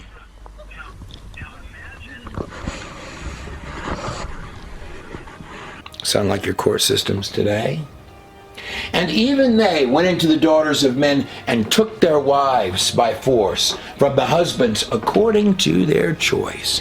We will do as we will. And the sons of men in those days, now watch this, took from the cattle of the earth and the beasts of the field and the fowls of the air, and they taught the mixture of creature with creature. What was that genetics like at that time? What are they drawing on those walls? Were there things possible then that aren't as easily possible now, that men have to work out a little bit harder? They taught the mixture of creature with creature, the mixing of animal one kind with the other, in order therewith to provoke the Lord. And God saw the whole earth, that it was corrupt. This is before the flood. For all flesh had corrupted its ways upon the earth, all men and all animals. But Noah had found grace with the Lord, and he was righteous. Righteous. And what does that mean? Righteous in his generations. He was literally righteous and also was pure. I don't think he probably looked like this, did he? Whatever this is. All flesh had corrupted its ways upon the earth, and all men and all animals, except those that Noah was given instructions, very special instructions, to only take, just like it says on the stone, 2 by 2. So whatever all of the issues were, this side of the flood that were going on didn't begin out here with Nimrod, but they began in that lineage, back here before Cush, and somewhere, whatever this goat weirdness business is, first started this side of the flood, right here between Ham and Canaan. And whatever the cause was that Noah felt a need to place a curse right there. And speaking of trinities from the ancient past, the occult's got quite a few of these. Really came to love these trinities, where you also have the part man, part God creature that is created in these unions, in these triplicates. Well, back in ancient Samaria, Sumer, Akkad, even ancient Elam over here, the most prized artifacts, and this is the truth of it, like this document here. This is the tablet of Atrahasis. It's written in Akkadian, and it's from 1660 BC or thereabouts. Atrahasis is the Noah on this account. You're going to find a lot of names for Noah. In fact, you're going to find one of the most prized things on not just some, not just a few, but all, pretty well all of these stones coming from the very beginning of our recorded history. It's almost as if they are desperate on these rocks for any little bit, any little detail that they can share and call grand wisdom from their gods, their sages, that comes from that world before the flood. Or, more specifically, a desperation to know even a little bit about some knowledge that Atrahasis, Utnapishtim, those are both names for Noah, that Noah would have had. And when you begin to come at it from that perspective, even with their trinities of gods, it begins to open up a brand new picture for you. But there's no argument of this. Whatever it was they were doing, they were taking it very seriously. You have a bird one that sort of looks like it has a crow's head. The crow was the prized bird in all of their flood accounts. So whereas in the biblical account of Genesis, it's the dove. Both are covered in these accounts. But in their accounts, they like the crow, the worthless bird, the raven. Now these are the bird cages. These are the cages at the top for the birds, that Noah is going to literally use the birds like you see here. Here is Noah and his wife depicted in this display, and he's releasing the dove. Now the dove is the symbol. He released both a dove and a raven. Some of these cages contain, like this cage here, you have the crow or the raven, the dark bird, just like in the book of Job, when God asked Satan, "Where comest thou?" And Satan says, "From going to and fro in all of the earth." So worthless character, just roaming about like a lion seeking to whom he may devour. The same was described of the raven, that it went to and fro. It was a worthless bird. But the dove, here Noah is releasing the dove, which represents peace. The olive branch that it returns within his mouth also represents Israel, And it came back, and it was the symbol for the dry land that had appeared when Noah released the dove. Over here, more of the bird cages, these keeping animals.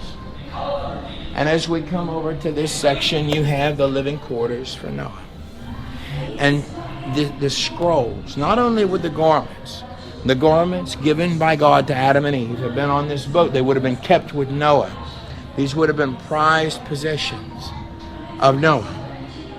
But also the scrolls, the words, the prophecies of his great-grandfather, Enoch, the seventh from Adam, the one who was not, for God took him. In fact, it would be very difficult to believe that Noah got all the animals on board and forgot to bring his personal belongings.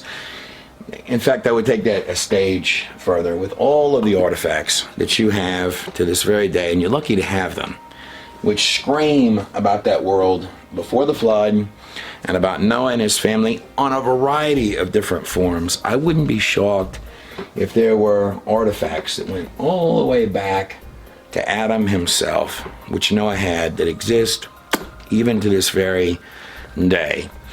Some of the scenes you watch there, by the way, come from Answers in Genesis, Noah's Ark recreation. Absolutely mesmerizing. Even if you're an atheist, you need to go look at it. In their exhibit, not only is there space for all of the animals, but generous space for Noah, the three sons, and their wives.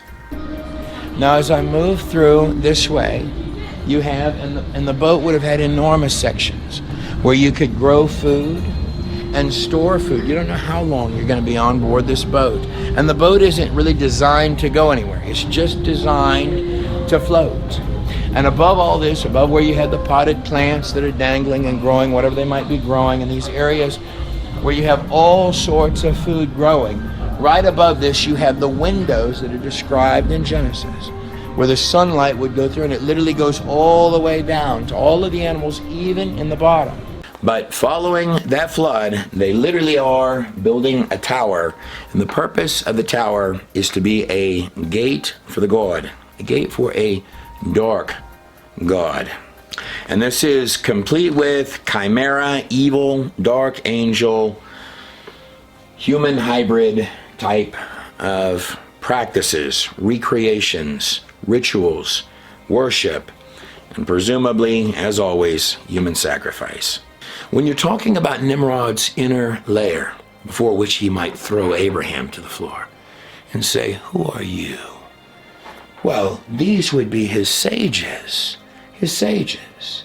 You've got one like a man, one like a raven, and one like, coincidentally, a fish, representing the flood, the Abzu.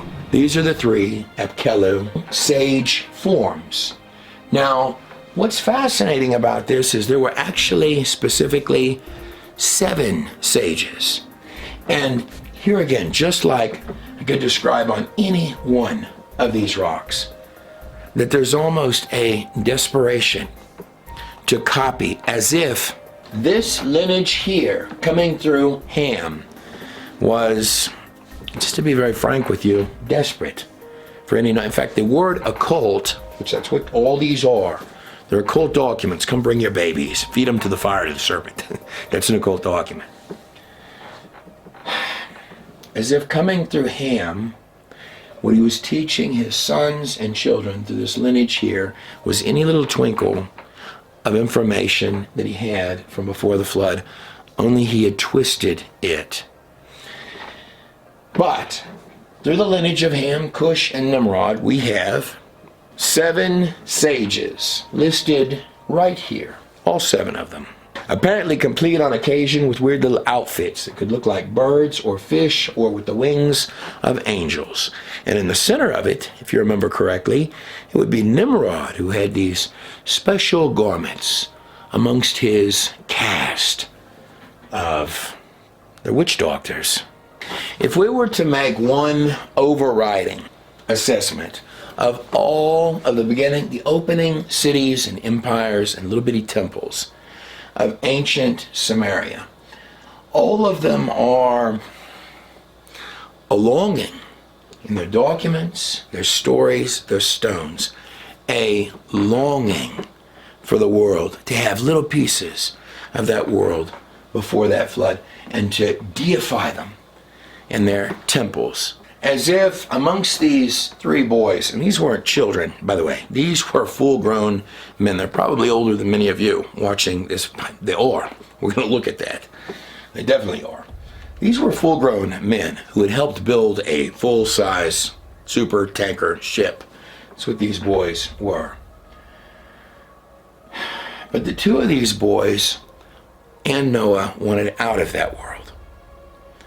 But that one of those boys, specifically Ham, carried that pre-flood world over in the dark parts of that pre-flood world. He carried them over in his heart.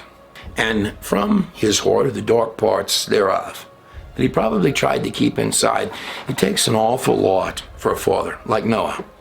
There's not even anyone else in the world to say, "Son, I'm putting a curse on you."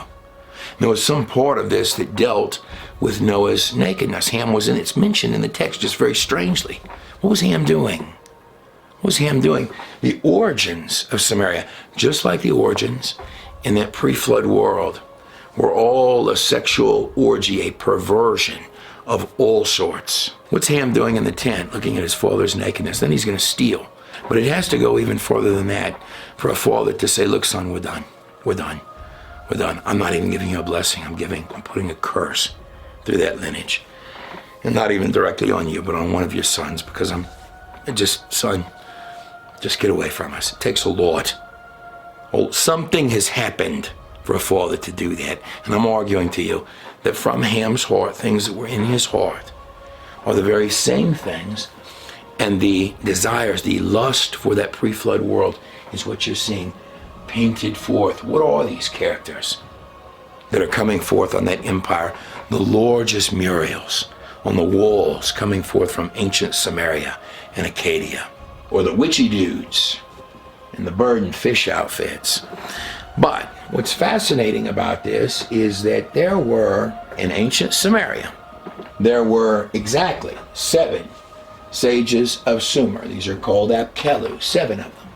Now if I come down to number 7, they call him Utu Abzu.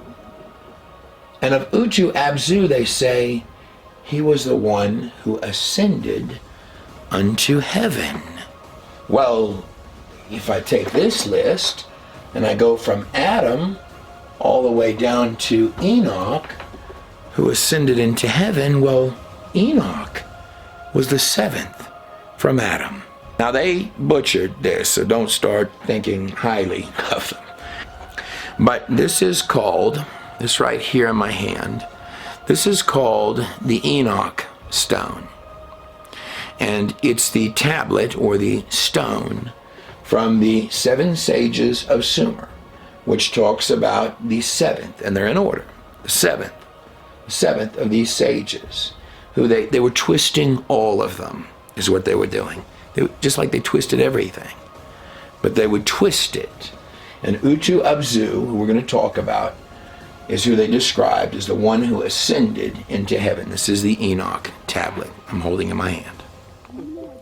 And there I saw one. These texts come out of those caves behind me. And there I saw one who had a head of days. That's the Godhead. And his head was like that of white wool. And with him was another, whose countenance had the appearance of a man. Who is that? And his face was full of grace, like one of the holy angels. And I asked of the angel, I inquired of the angel who went with me and showed me all these hidden things concerning this one, this Son of Man, who he was, whence he was, and why he accompanied the Ancient of Days. This right here is the Sumerian Kings List. It's essentially a horizontal prism, about so big. And pretty well everyone agrees that the top section, that the first section of the text is talking about pre-flood kings. Now, there are 8 of them. Some scholars will say 10, but you have to use a mixture of documents to get there. Let's just go with the 8 kings that we find on the Sumerian Kings List.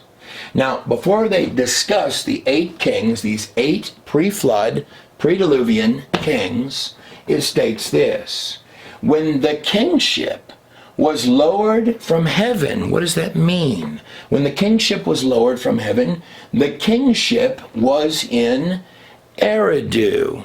Now, it would only make sense that they would speak of Eridu because Eridu is the actual site of the Tower of Babel. This was an actual ziggurat, a towering ziggurat, one of the largest, many football fields in size, just for the base of it. The ziggurat of Eridu was somehow shaken to its base. This right here is the Eridu Genesis that I'm holding in my hand right here. And this right here on the screen, in the Fertile Crescent, the cradle of mankind, where everything started, this right here is where that tower was, where that ancient ziggurat was, the ziggurat of Eridu. Just a little ways down from where the boat that saved all mankind is recorded to have landed. But if I come back to my Sumerian Kings List in its general overview, when the kingship was lowered from heaven, it was in Eridu. Now, if there are 8 kings, and by the way, those 8 kings reigned for 241,200 years, according to the Sumerian Kings List. So whatever scribe authored this, put this together, collaborated this work of the history of Samaria, history of the kings of Samaria, believed that there were extremely long lifespans on these kings before that flood. Now, if the first king was lowered from heaven, Could that possibly, and I'm just throwing this out there, could that possibly be talking about Adam? Their belief that Adam was directly from God, therefore from heaven. Now, over in Genesis 1:27, it states this. Verse 27, so God created man, that's us, in his, God's own image. In the image of God, he created him. That's a bold statement. What does that even mean? But make absolutely no mistake about it, these texts are going to go on to tell you that you are in a place not only teeming with life, but lots of things you don't understand that are behind the scenes and that will pretend to be friendly, but are looking only to destroy you. So that brings up the question, how would one know the difference between the two things? Let's keep looking, let's keep going on our Sumerian kings list. We go a little further into this. What they're directly stating is that there were really long lifespans before the flood on that document. There's no argument of that. And that directly following that flood, they had still pretty long lifespans, but not like before the flood. But more than this, you're looking at 8 of them. And of course, Adam wouldn't count because he would be the kingship lowered from heaven, if we'd be correct on that. And then you have 8 kings, and then of course, on the Epic of Gilgamesh, Utnapishtim, or Noah. Utnapishtim is the Noah on the Gilgamesh account. Well, Noah wouldn't count because he came over the flood. So that would leave 8, which would actually make the 10 generations, the genealogy of 10 generations, generation-wise, that you have from Adam to Noah in your biblical Genesis text. Now, the properties of just that list of names, I find so many properties on those biblical texts, all the way down to the letters, the minute details. But just in this list of names here, just this list of 10 names, which I promise you, you will never find anything like it on the Eridu Genesis. Or in Gilgamesh's list of girls, and how much fun he had playing around with Tammuz. If I look at the literal meaning of these names in the book of Genesis, it reads, man, appointed mortal sorrow. The blessed God shall come down, teaching. That's Enoch's name. Enoch was the 7th from Adam. Now, there were 7 sages in ancient Samaria. 7 sages in ancient Samaria. Witch doctor sages. What were they trying to copy in ancient Samaria? These right here are called the Apkelu. These are the Apkelu sages. There were 7 of them in ancient Samaria. These would be the witch doctors at the time of Nimrod, at the time of the Tower of Babel, the time of Inanna. The powerful religious leadership, almost like they're wearing these special outfits. But what is it they were trying, these human animal type figures? Now, it's not just that there were 7 sages, just as with Enoch and Ham. Ham would have known, he wouldn't have had the actual texts, the documents that Noah would have carried over on the boat following the flood. But he would have had the knowledge of everything that Noah had taught him. And in Enoch, you have 7 angels that Enoch corresponds to in that entire document. No matter what anyone believes about it, there's 7 angels, each with their own purposes. Well, there are 7 of these occult witch doctor sages in ancient Samaria. And the last one is Utu Abzu. Notice that name, Utu, just like on this tablet. Something very special they meant in Sumerian Akkadian with this name, Utu. This that I'm holding in my hand, this is called the Enoch tablet, or the Enoch stone. Now, Enoch is the one that was not, for God took him in Genesis 5, the number of grace. Now, on the Enoch tablet, written in both Akkadian and Sumerian, it says that Utu Abzu which was the seventh, ascended into heaven. That's why it's called the Enoch tablet. And that little tablet is from Nineveh. And to put that in perspective, so here's the Tower of Babel way down here. Here's Ur and Uruk. Nineveh is way up here. It's actually a lot closer to where the boat that saved all mankind landed than a lot of the other stuff dropping down in here. Nineveh is right there. Now, Nineveh is where Jonah, seen right here, an old painting of Jonah, was spit up by a fish. He tried to run, he hated the people, he didn't like the people of Nineveh. And God had said, go tell them to repent or I'm going to destroy them. Jonah tried to run from God and even went on a ship.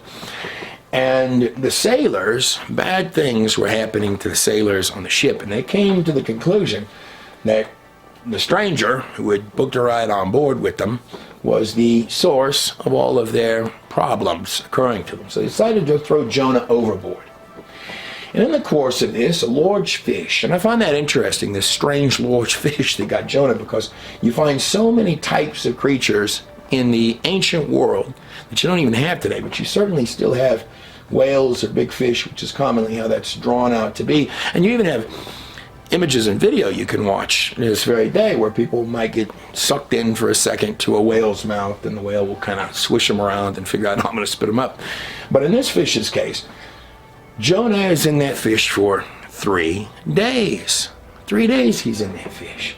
Then the fish lays itself on the shore and it's kind of choking stuff up, and it chokes Jonah out. And then the people of Nineveh really listen to this message to repent from Jonah, because he came out of a fish. Well, in Nineveh, which is, by the way, located right up here by Babylon, the beliefs they held would, of course, have been the beliefs in this strange Canaanite Philistine god, Dagon. Part man, part fish god, Dagon is what they worship. The part man, part fish that you see a lot in history. Dagon. So after Jonah had been inside of the whale and he's being spit out literally onto the shore of Nineveh, the people of Nineveh saw this. Well, they believed Jonah. And in fact, Jesus Christ, when the people were calling out for a miracle, he said, you wicked generation, you're demanding a sign. I give you nothing but the sign of Jonah. Jonah was in the whale, belly of the fish, for 3 days. But heading back over to the inception, the start of what would be ancient Babylon, in fact, more specifically, Eridu, right here, because these witch doctors of ancient Samaria, these are the sages, these are the witch doctors of that ziggurat out there in Eridu. And it's almost certainly really like they were trying to, there's no argument that these texts represent antediluvian, that means pre-flood, before the flood. These were copies of pre-flood, like we're trying to recreate pre-flood characters or even pre-flood angels. But like everything on the occult documents, it's night and day difference. It's upside down. And in the ancient world, one of the important things was the Mies. These come from the teachings of Enki, or the secret knowledge of the gods. And a part of those is going to be acting or pretending, now not in a constructive sense. And also what's going to be involved in that, all the way back to the very beginning, is the court jester, like what's pictured right here. It's important to note that if one were going to be running or even trying to start an extraordinarily wicked, dark empire, there's got to be ways to make that palatable to the common man. And the court jester will wear all of these funny masks. The purpose of the court jester, this isn't about doing comedy to make people laugh or bring people joy, or acting to actually entertain people. No, this is a whole different kind of beast. This is comedy, routines, and acts that have become an arm of the government, a dark arm of the government. They're there when when someone is doing something Nimrod doesn't like, then you need a set of people to come out and mock and humiliate and belittle and press down all the way even to death, because they're going to use what would amount to the modern day canned laughter. The jesters are to laugh and mock at anybody of righteousness, and in this manner kind of get the crowds lightened up, even if they're going to kill those people, is what the court jester, in fact, that's specifically the idea, is to make horrible, atrocious acts and evil funny, and to take good men and make them look like idiots and ridicule them. That is part of the teaching of the holy inky me's. But nonetheless, Ham would have known, in this lineage right here, this lineage would also split off to include Nimrod. Ham would have known all of the things taught by Noah. The only problem was he would teach everybody things flipped upside down. And he certainly would have known of Enoch, of whom in the biblical text it's written this. Genesis 5, number of grace starting in 19. And after Yared became the father of Enoch, Yared lived 800 years. 800, what an interesting number. 8 is always the number of new beginnings. Something new began with Enoch. And he had other sons and daughters. Yared did. 21. Notice the numbers here. 21. When Enoch had lived 65 years, he became the father of Methuselah. Something happened to him at the age of 65 that would change him. Something happened. And after he became the father of Methuselah, Enoch walked with God. When Enoch left, he had this testimony that he pleased God. Enoch walked with God, faithfully with God, for 300 years. 300. God really likes that number 300. That was how many men Gideon had. And he had other sons and daughters, Enoch did. And altogether, Enoch lived a total of 365 years, the same amount as what's on your calendar. Enoch always says in his book of Enoch, they're going to reckon the days wrong. They're going to reckon that, and he was right. He was taken away. God took him. Was that a symbol of something? That in the time of the end, the time his book is written for, geared for, that will be the number of days. It was not the calendar days back then. They used 360-day calendars. 360-day calendars, like a perfect circle. And then they would do workouts for both the sun and the moon. 365 years. Same number as your calendar today. Verse 24. Here again, always a number of high authority. And by the way, these verse numbers were not on there when the texts were written. But it's almost as if God has his hand on everything that goes into these documents. And even leaves preserved for you little rocks where they glorified even little fragments, little bitty fragments of who their ancestors and forefathers were. Enoch lived a total of 365 years. Verse 24, number of high authority. And Enoch walked with God, and he was not, for God took him. So that would indeed bring us full circle back to our 10 generations from the book of Genesis. Going from Adam down to Noah. 10, by the way, is a number of completion. That's how many plagues there were in ancient Egypt. In the Exodus story. 10 times Pharaoh, and we're done. We're done. Man, appointed mortal sorrow, the blessed God shall come down, teaching, that's Enoch, number 7, the one who was not. His death, whose death? God's death, shall bring the despairing, that's you and I, rest and comfort, that's Noah's name.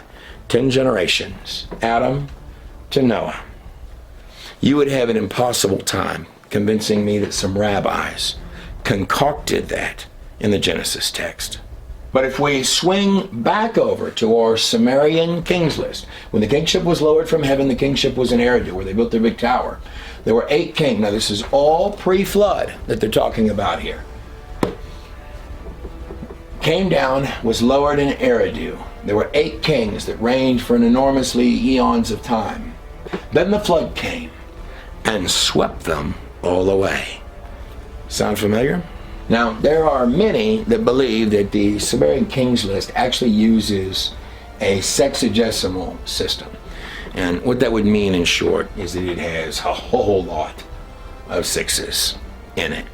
And behind all that, look at what we've done. Our sages, our angels of ancient wickedness. We come down, in fact, to number 6 right here. The conjurer of the city of Eridu. That's where the tower was. And in fact, why not, while we're at it, even flip upside down Enoch himself? Number 7, Utu Abzu. Even turn him. Hee ha ha, dare you to question it? Yes, sir. Even take the beliefs of Noah and twist them upside down on their documents.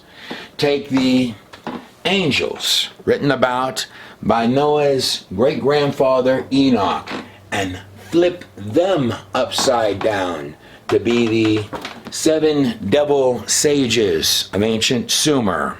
When they say days of Noah, it's not just a little genetics and mixing of the animals or trying to mix stuff with demons and mankind or violence beyond belief or wicked judges. It is a full package, even taking the words of the forefathers and making lies and mockeries out of them. There's the new angel right there under the pale blue moonlight. Or moving over to ancient Egypt, there's the old goat with all the snakes and the sun god, just like the sun god Utu. He's got the sun disk on top of his head. The old goat, the new angels. And now emerging forth, all of Inky's me empires have canned laughter jokesters, behind which the spirit of the old goat breathing forth from his ancient stones. Hey, and there's Santa right there. Isn't old Nimrod often compared to Santa from the North Pole? Why not have 7 replicas with outfits, part man, part animal, like someone's really looking back into that pre-flood world, and make those our conjurers for the city of Eridu, and the praise of Tammuz, Azazel, the witch's Sabbath, the goat, the everything that God has made upside down. Claiming they were wise, they become as fools. This was the belief structure of the ancient world order, the world order of Enki, perhaps a foreshadowing of a coming world order. Which brings us sort of back to exactly the writings found on these stones in Merkur or Nimrod and the Lord of Arata that he was writing up to in the mountains. He's stating, let Arata, that's Noah that he's writing back in Torah 4:2, build me. Remember the holy me's, the me's? The me's that come from Enki and Enki's world order. Let Arata build for me a temple brought down from heaven, your Enki's place of worship. Let Arata skillfully fashion the interior of the holy Japar, the pagan temple, your Enki or Satan's holy abode. May I, Nimrod and Merkur, the radiant youth, listen to how he refers to himself. Over in the book of Yasher, it says that Cush, that's Ham's son, that Cush gave those garments to the son of his old age, the baby, the spoiled brat, Nimrod of the family. I, the radiant youth, Nimrod is far younger, obviously, than Noah. May I be embraced by you there. He's literally writing this to Noah. The holy me's, me's, me, build for me.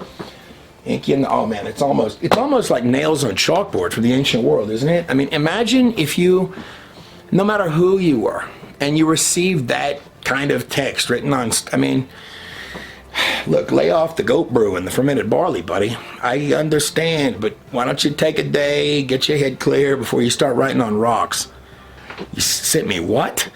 But I want to skip forward in time a little bit because Gilgamesh comes after in Merkur. Like, this is the spoiled brat of the heavy high kingship here that is writing to somebody up in the Urartu mountains. But later on, when Gilgamesh is one of the spoiled brats of ancient Samaria, he goes and he takes a journey, and he describes for us in his epic where he's going to. Someone that in Merkur was riding back and forth to up in those mountains. Well, Gilgamesh, the spoiled rich kid, when he's kind of down on it, he's looking for the meaning to life, if you will. And he's going to get that upside down. But he's going to take a journey, and he's going to describe to us as best he can where it is he went to. Now, his description of where he went, up near in the direction of the Twin Peaks, looks a lot like the Urartu Mountains, or the mountains of Ararat. You have Greater Ararat and you have Little Ararat that's out there.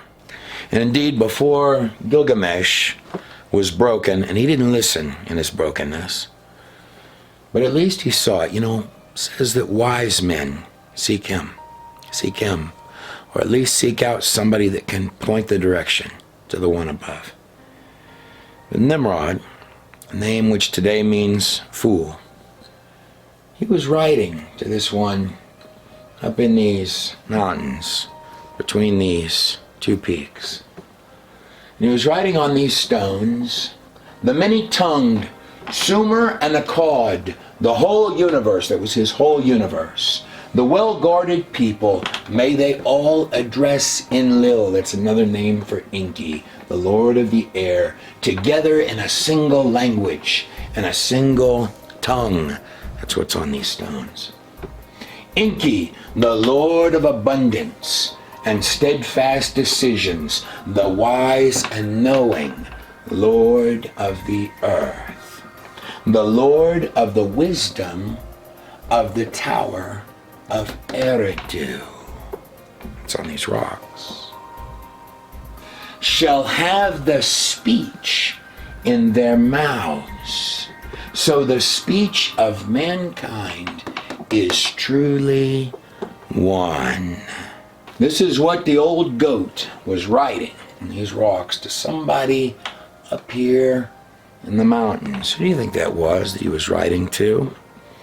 Someone that also didn't think highly of his fathers, like Utu. But it is said that Utu knew the way up there, whatever way that is. But the replies that he got for his messengers, his finest messengers, he said, taking these stones back and forth. The replies he got are, what is it to me what your master has spoken? What is it to me what that Nimrod has said? We shall indeed be picking this up right where we left off with our Dark Lord Nimrod in part 4 of the Genesis study by the God in a Nutshell project, the Tower of Babel, coming next. Actually, it's available right now to go watch. Tower of Babel. Nimrod, he's just really a guy that likes to go around and try and pick a fight. But it was Gilgamesh on his epic on tablet 10 who tells us when he had finally broken down, he was going to go find Utnapishtim, Noah. He wanted to go find Noah, the one who his fathers before him shamefully cursed.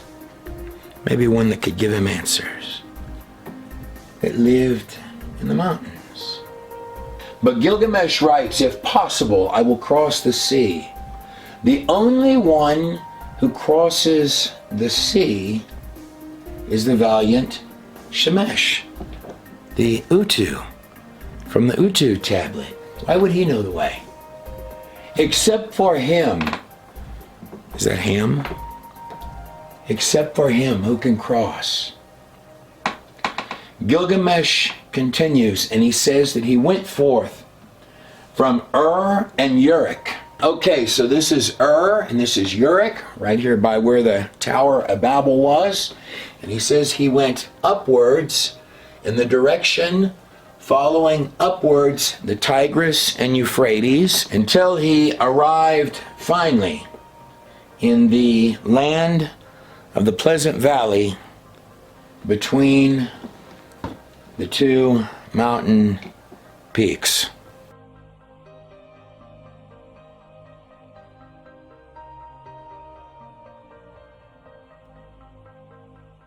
I'm Trey Smith of God in a Shell, and I want to thank every single one of you for watching Secrets of Sumerian Stones. On the second half of this documentary, we are indeed going to go look at those two twin peaks more from Gilgamesh's epic. And when he talks about Utu, now Utu is the grandfather of Nimrod. When he talks about Utu coming out of these mountains here, he's the only one that knows the way. You know, this is an Utu and Shemesh seal over here that also seems to have these two mountain peaks on it. The Utu or Shemesh. Why do I think that's all going to play a role? As we walk into the Tower of Babel, which is the fourth section of our Genesis study. And I want to give all praise for these films and even the ability to make them. It's been a lot of fun to make these films. I want to give all praise to the Lord God of the heavens, the God of Noah, the God of every single cell of this place.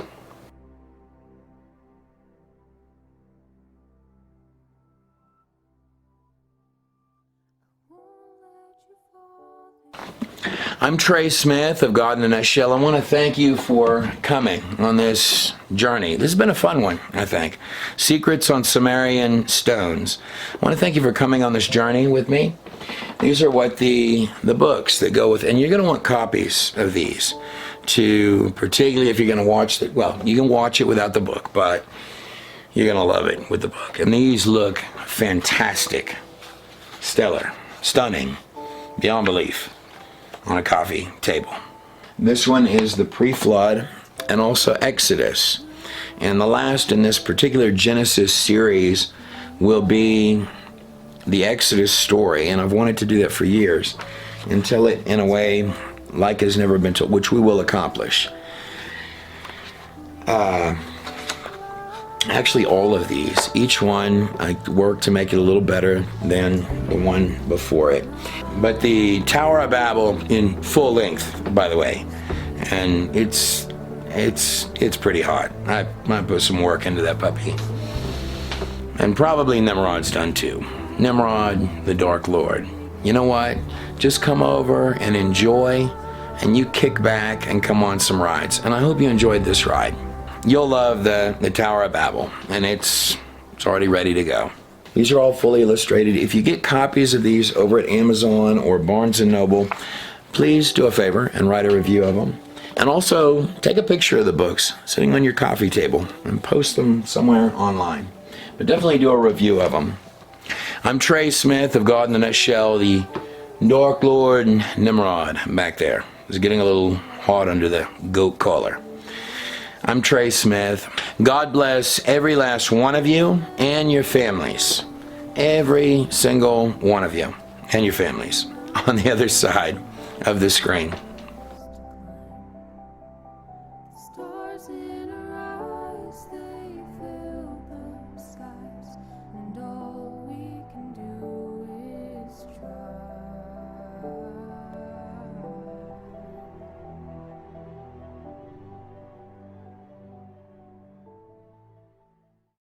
The two that I've got in my hand, hundreds and hundreds of these. And it's nursing a child. The mother goddess serpent could be described as the Babylonian Tiamat, is what she is right there.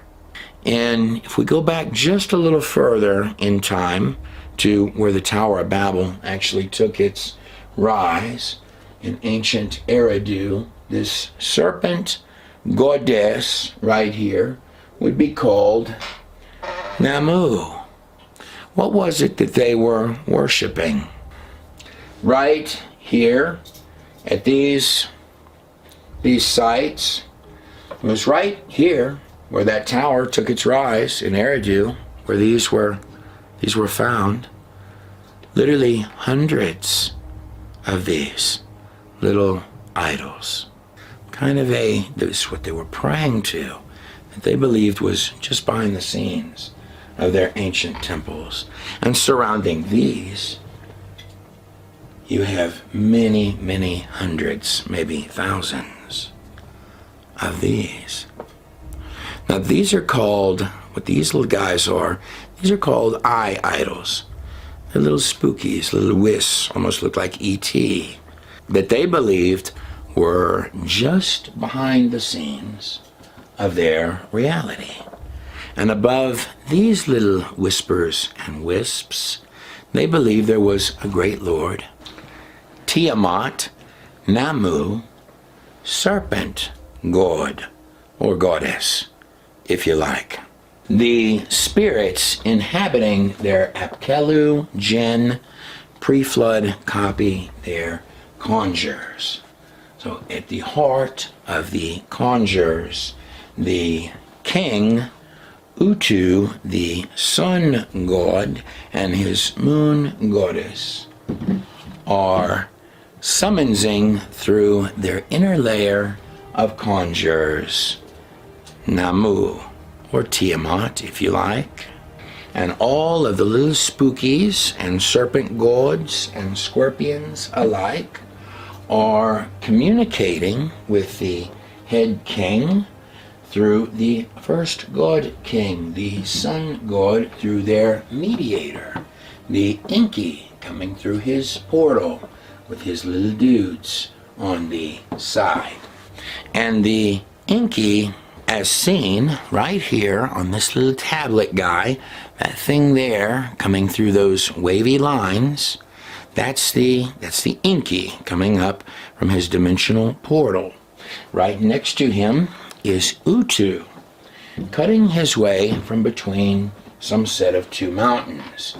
So all of this occult stuff, the worship of the Nakosh, the serpent, which of course pops up from our pre-flood world, going from the Romans, the Greeks, the Persians, the Babylonians, the Egyptians, back to the Assyrians. All of the other cultures stretching down into India and Asia, down into Africa, then on into the Americas. We have full records for all of this, going through these lineages here, and ultimately back to the very beginning, where you had at the very top of the top, the worship of the serpent goddess. All of it comes back to right here, this side of the flood, right here, where in fact it was Gilgamesh who told us that he took a journey from here with his friend Enkidu, otherwise known as Tammuz.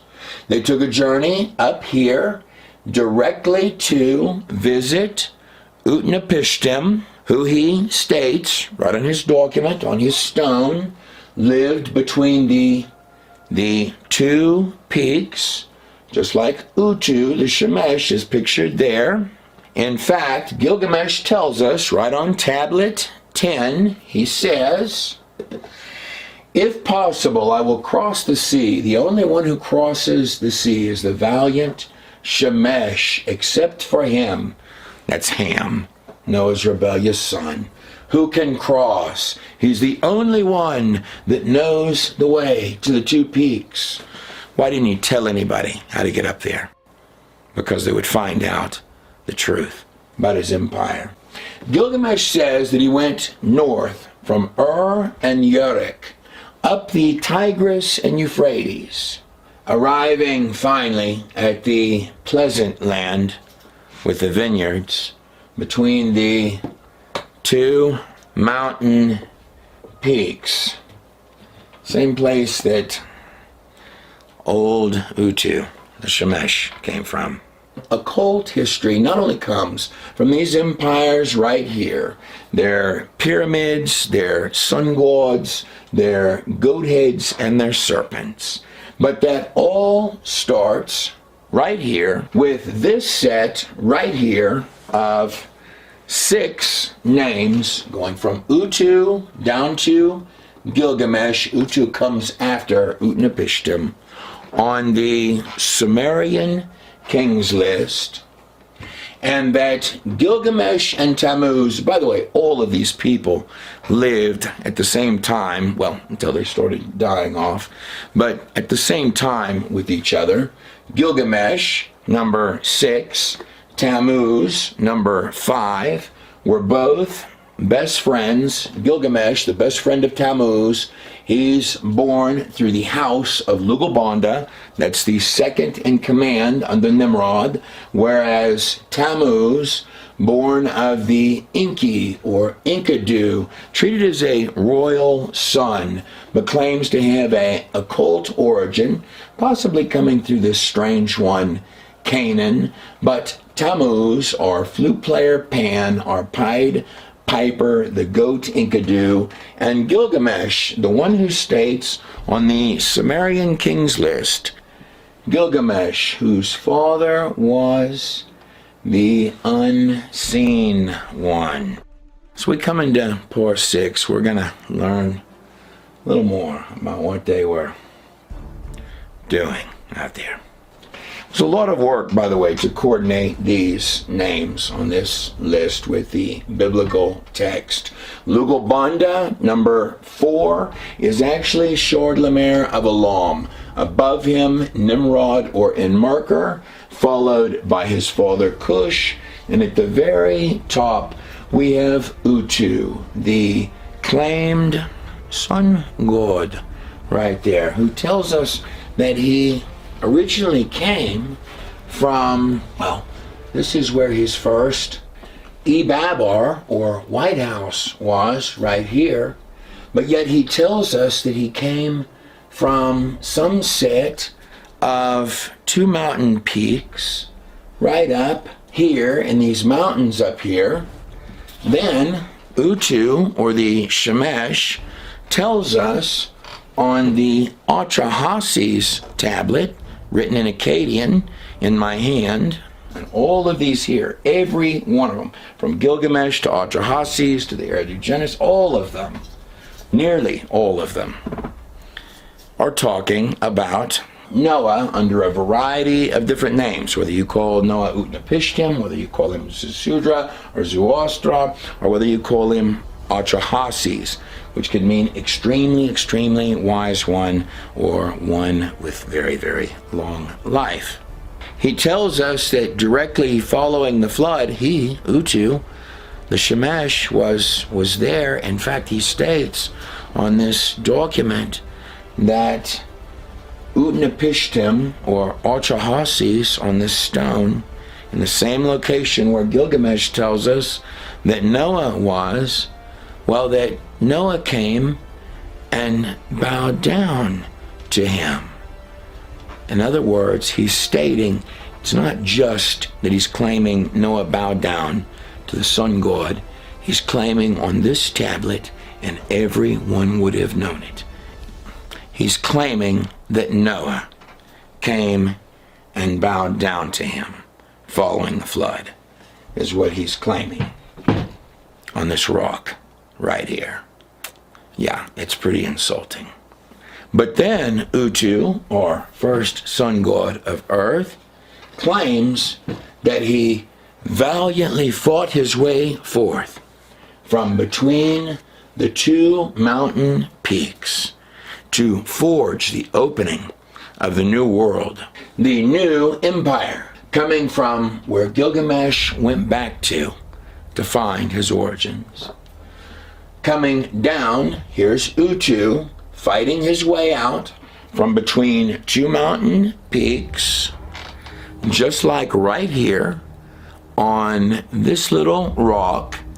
That's Utu, and this behind me is a close-up of this same little seal, the Aura seal right here. what you have on this, so this is Utu when he's valiantly coming forth. And here he comes forth. This is simply another cylinder seal, just like this one. His head fraudulency himself, emerging forth to forge the first empires leading all the way to this day of all earth, fending off the elements all on his own with his little knife in his hand. These represent two mountains that he's coming forth out of. Same place that Gilgamesh went when he was trying to visit Utnapishtim. These are two mountains. That's Utu.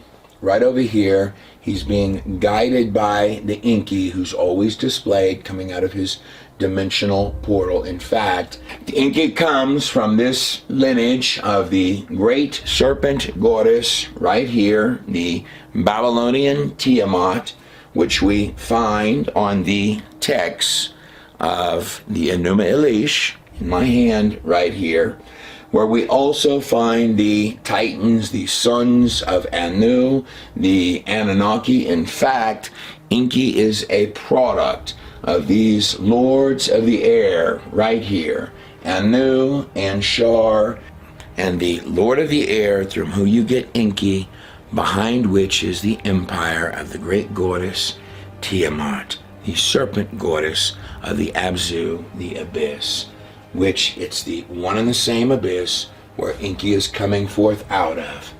Notice Enki has his dark bird, his raven, his falcon, his crow, guiding the way, just like on all the later imagery of birds, his dark bird. Enki is wearing, on top of his head, not just the crowned horned helmet. Notice they're all wearing those crowned horned helmets. This is where you get the imagery today of the modern day witch's hat atop Enki's head. Enki is guiding Utu to the birth of the new world described on these Sumerian documents where the Tower of Babel would rise. To the side of Enki over here, we have the formulation of the first political systems of Babel, later Babylon. This is the two-faced priest. He says one thing, does another. Symbolism is very straightforward. And right here, we have our little mistress Inanna. And there she is right there, Inanna, next to Utu, coming out from between the two mountains, knife in hand, and the Enki over here. You have been watching Part 5, Signs, by the God in a Nutshell project. On Part 6, just like the 6 arrows coming out of Inanna's back. In Babylon, they love those 6s. But in Part 6, the Evolve, we're going to talk about the origin of Little Miss. Damaged and broken goods Inanna. There's a story behind this little lady right here and her wings. But our perpetual virgin, she is coming up and following Utu right here. She left also out of those mountains where Utnapishtim, Noah, was. I'd like to thank all of you for watching and also for supporting God in a Nutshell in any possible way that you have over the years, which includes I want to thank you because these videos take quite a bit more work than probably most people realize, and I'm very happy. I'm always excited to put them together. These are what the books look like that go with the films that you're watching. Here's the Nimrod one. They're all of these are fully illustrated, every page of them, and they look fantastic on any coffee table. And if you thought this one was good, well, this one was just sort of the tip of the iceberg. And Part 6, the Evolve right there, it's available to watch over on godinanutshell.com. And it would, of course, only be appropriate in a Part 6. They have both the rise and fall of our dark lord Nimrod. Now, let me ask you this. Speaking of eyes on top of towers, do these little eye idols that I'm holding in my hand, now, do these look like owls to you? Or do they look like sort of what people describe in these otherworldly experiences?